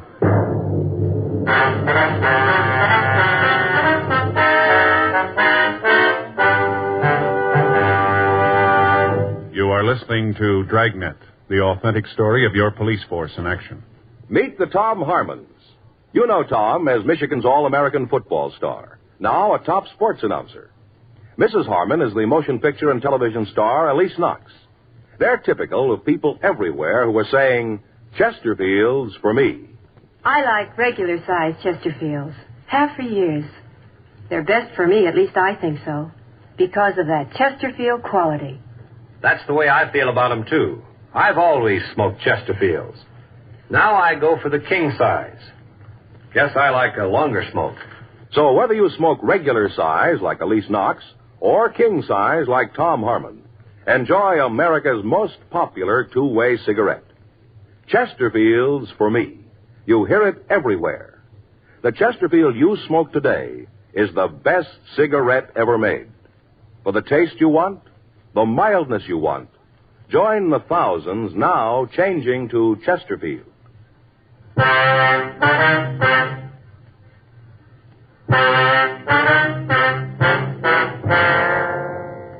We sent an immediate request to the authorities in St. Louis asking that they forward all available information on their suspect, Jed Ellsworth. 1:15 p.m., Frank and I drove out to the address we'd been given by the cashier at the supermarket. It was a one-story redwood house in the Beverly Glen area. We rang the front doorbell. Yes? We'd like to see Jed Ellsworth. He's not here. Well, do you know where we can reach him? What's this about? He in trouble again? Ma'am? Jed in trouble again? We'd like to talk to him, please. You cops? Or police officers. Uh-huh. Figures. What's he done this time? Well, it's just routine. We want to ask him a couple of questions. Where is he? I don't know. Well, he lives here, doesn't he? Yeah, I don't know where he is. Haven't seen him since the day before yesterday. He's packed up and left. I don't know where he went. Well, didn't he give you any idea where he was going? None. Went through my purse, took what money I had, and shoved off. Don't much matter to me if I never see him again. I'd probably be better off. I wonder if we could see his things. You mean what he left? Yes, ma'am. Sure. Come on in. They're in his room. I'm about to throw him out. I don't want him, and I don't think you'll be back for him this time. Down the hall, this way. Thank you, ma'am. What are you after him for? Well, it'd be a little better if we talked to him. Sure. Don't matter to me. I'm through with him. Nothing but trouble with cops since we've been married. I didn't know he had a record when I met him. It wasn't until after we got married I found out he was a jailbird. Right after we got married, the cops started coming around asking questions. How long have you been married? 18 months. Met him back in St. Louis. Must have been right after he got out of jail. I didn't know it then. Wished I did. Wouldn't have nothing to do with him. Giving me nothing but trouble. Would you know if he has any people in California? But I ever saw, he never talked about him. Does he drive a car? Jed? Yes, ma'am. No, he didn't own one. Whenever he needed one, he'd go to one of these rental agencies, rent one. This is his room. Stuff's there on the bed. Thank you. I'll check it. I'm going to throw it all out. Anything there you want, just take it with you. I don't think that'll be necessary. Well, the offer's still good. What you don't take, I'll throw out. Your husband got any close friends at all in town? Yeah, a couple other bums. Can you give us their names? Only one name I know, Larry Jessup. Him and Jed used to pal around all the time. I think his job at the store took up too much pal time. That's the reason Jed quit. I understand your husband had trouble with his stomach, is that right? Yeah, ulcer. Was he under the care of a doctor? Uh-huh. All the time taking pills and eating special things. Got to the point where nothing I cooked was right for the ulcer. We did nothing but fight all the time. Miserable 18 months. I'm glad he's gone. Never see him again. It'll be a week too soon. Mm-hmm. Can you give us the doctor's name? Yeah, it's on one of the bills there. Got it in with the rest of them. Reminds me, can you answer me something? Oh, what's that? Am I responsible for his bills, the ones he ran of himself without my help? I got to pay him? Well, ma'am, that's not a police problem. You better check with a lawyer on that. Oh, are you? Yes, ma'am. More expense. Seems like all I do is put out money for him. Boy, I'm glad he's gone. You have a picture of him? You mean like a snapshot? Yes, ma'am. No, Jed wouldn't let nobody take pictures of him. Said it was bad luck. Mm-hmm. He had a mustache, didn't he? Not since I knew him. Miss Ellsworth, Yeah? you know what's on these dictograph records? Oh, those are mine. I'm a stenographer. Sometimes I do work at home. Those are mine. Oh. Just letters. It's the one thing he ever did for me. What's that? Made that box for records. Real big thing. Took him all day to make it. Just a plain, simple wooden box. You'd have thought it was a Taj Mahal. Only thing he ever did for me. I see. Your husband get many phone calls here? No, not that you've noticed. Larry'd call once in a while. I told you they was real pally. Yes, ma'am. You ever hear any of the conversations by any chance? Just on this end. You know what they were talking about? Not too good. They used to get real secret. You know, low voices. They were planning something, though. I don't know what it was, but they were planning something. Well, this fellow Jessup, he drive a car? Yeah. You know what kind? Yeah. New Hudson.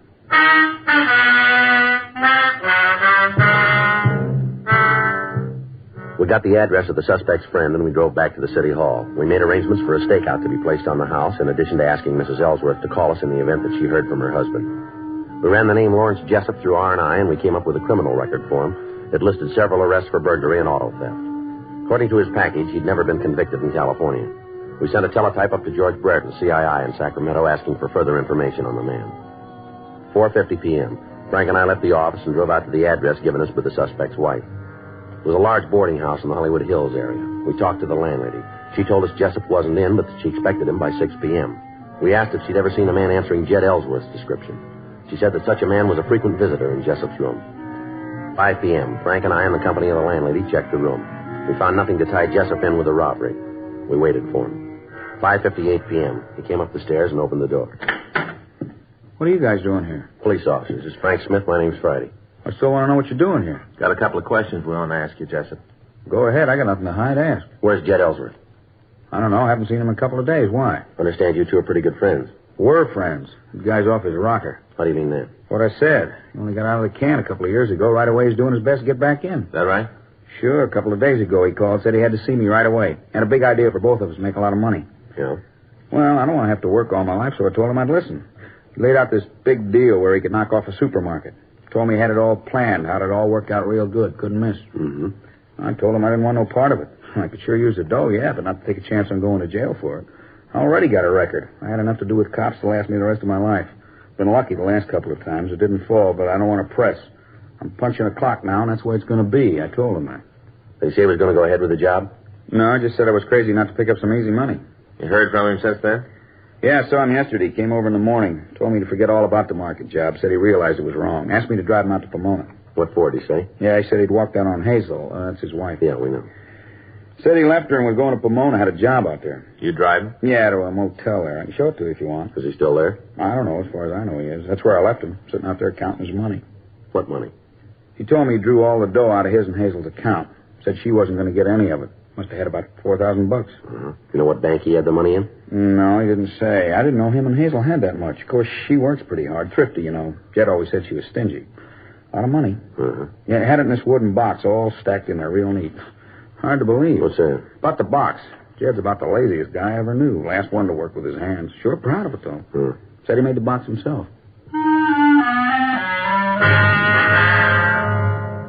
Larry Jessup, Frank, and I drove out to the motel in Pomona. We checked with the manager, but found that the suspect had checked out that morning. Fortunately, the room had not been cleaned yet, and we went over it. On a shelf in a closet, we found the wooden box that Jessup had spoken of. It was a duplicate of the one that we'd seen at the suspect's home. We told the manager we were taking it with us and asked her to notify us in the event Ellsworth returned. We asked if he had a car when he left. The manager told us he didn't, but that he had asked for the name of some automobile rental agencies in Pomona. Jessup and I went out to our car and waited for Frank to come back from the suspect's room. Sure looks like he pulled a robbery, huh? It seems to fit him real good, doesn't it? Joe? Yeah. Look at that. Found it under the bed. Phony black mustache. We checked with the automobile rental agencies in the area. None of them had seen a man answering the suspect's description. We asked them to call us if such a man did come in. We drove by Ellsworth's house and picked up the wooden box that he'd made for his wife's dictograph records. Both of the containers were taken to the crime lab for comparison. We drove to the market that had been held up. All three of the victims were shown the false mustache that we'd found in the motel. All three said it was identical with the one that the hold-up man had worn. After his investigation, Lee Jones said that the two wooden boxes were cut from the same piece of 3-ply wood. Paint particles on the wood matched. The nails used were made by the same machine. The box we'd found at the motel was shown to both the butcher and the cashier. They said that it was the same one that the thief had carried. A local and an APB were put out on the suspect, asking that he be picked up for suspicion of robbery. For the next 3 days, the surveillance on the suspect's house was maintained. All of Mrs. Ellsworth's activities were observed. Sunday, August 17th, we got a call that the suspect's wife had left the house carrying a suitcase. The officers on stakeout followed her to the subway terminal in downtown Los Angeles. We met them there. Mrs. Ellsworth walked down to the landing and appeared to be waiting. Frank and I took over the surveillance. We waited. 9:30 p.m. 10. 10:15. 10:18 p.m. Joe? Yeah, I see him. Looks like the description. Yeah, he's going toward his wife. Right, let's let them get together. Yeah, that's him. Come on. He sees us. Jed, get out of here. Come on, Frank. All right, Ellsworth, hold it up. Police officers. Come on, drop the gun, Ellsworth. You're not going to get out of here. Let's give it back to him. Down. Come on, Frank. He's hurt. Yeah. I'll get an ambulance. Right.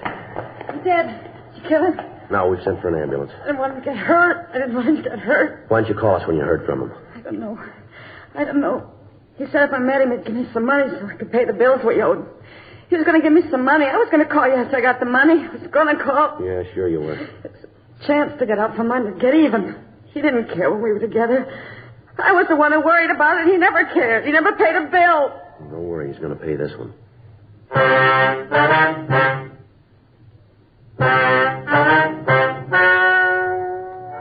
The story you've just heard is true. The names were changed to protect the innocent.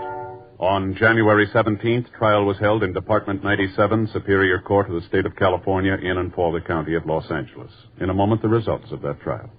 Now, here is our star, Jack Webb. Thank you, George Fenneman. You know, the Chesterfield you smoked today is the best cigarette ever made, and best for you. Now, that's a fact. And to my way of thinking, it's the very reason for you to change to Chesterfield. Try 'em either way, regular or king size. If you try 'em, I think you'll say with all of us, Chesterfield's for me.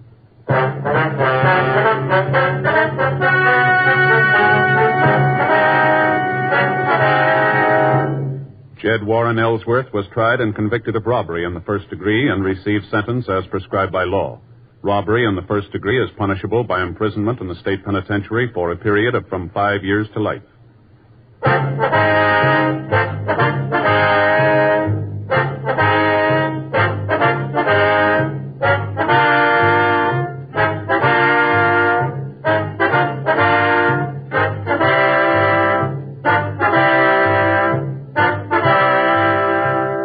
You have just heard Dragnet, a series of authentic cases from official files.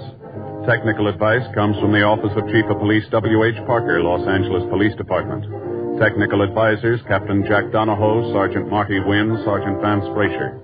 Heard tonight were Ben Alexander, Ralph Moody, June Whitley. Script by John Robinson. Music by Walter Schumann. Hal Gibney speaking. Watch an entirely different Dragnet case history each week on your local NBC television station. Please check your newspapers for the day and time. Chesterfield has brought you Dragnet, transcribed from Los Angeles. Filter tip smokers, this is it. L&M Filters. The one filter tip cigarette with plenty of good taste. Much more flavor. Much less nicotine. And effective filtration.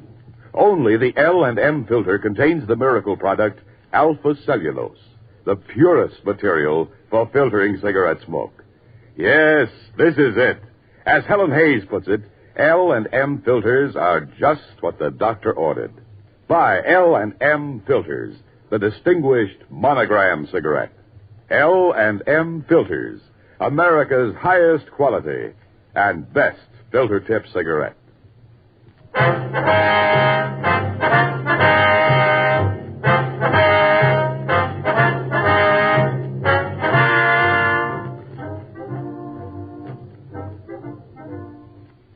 Hear Rocky Fortune following John Cameron Swayze and the news on the NBC Radio Network.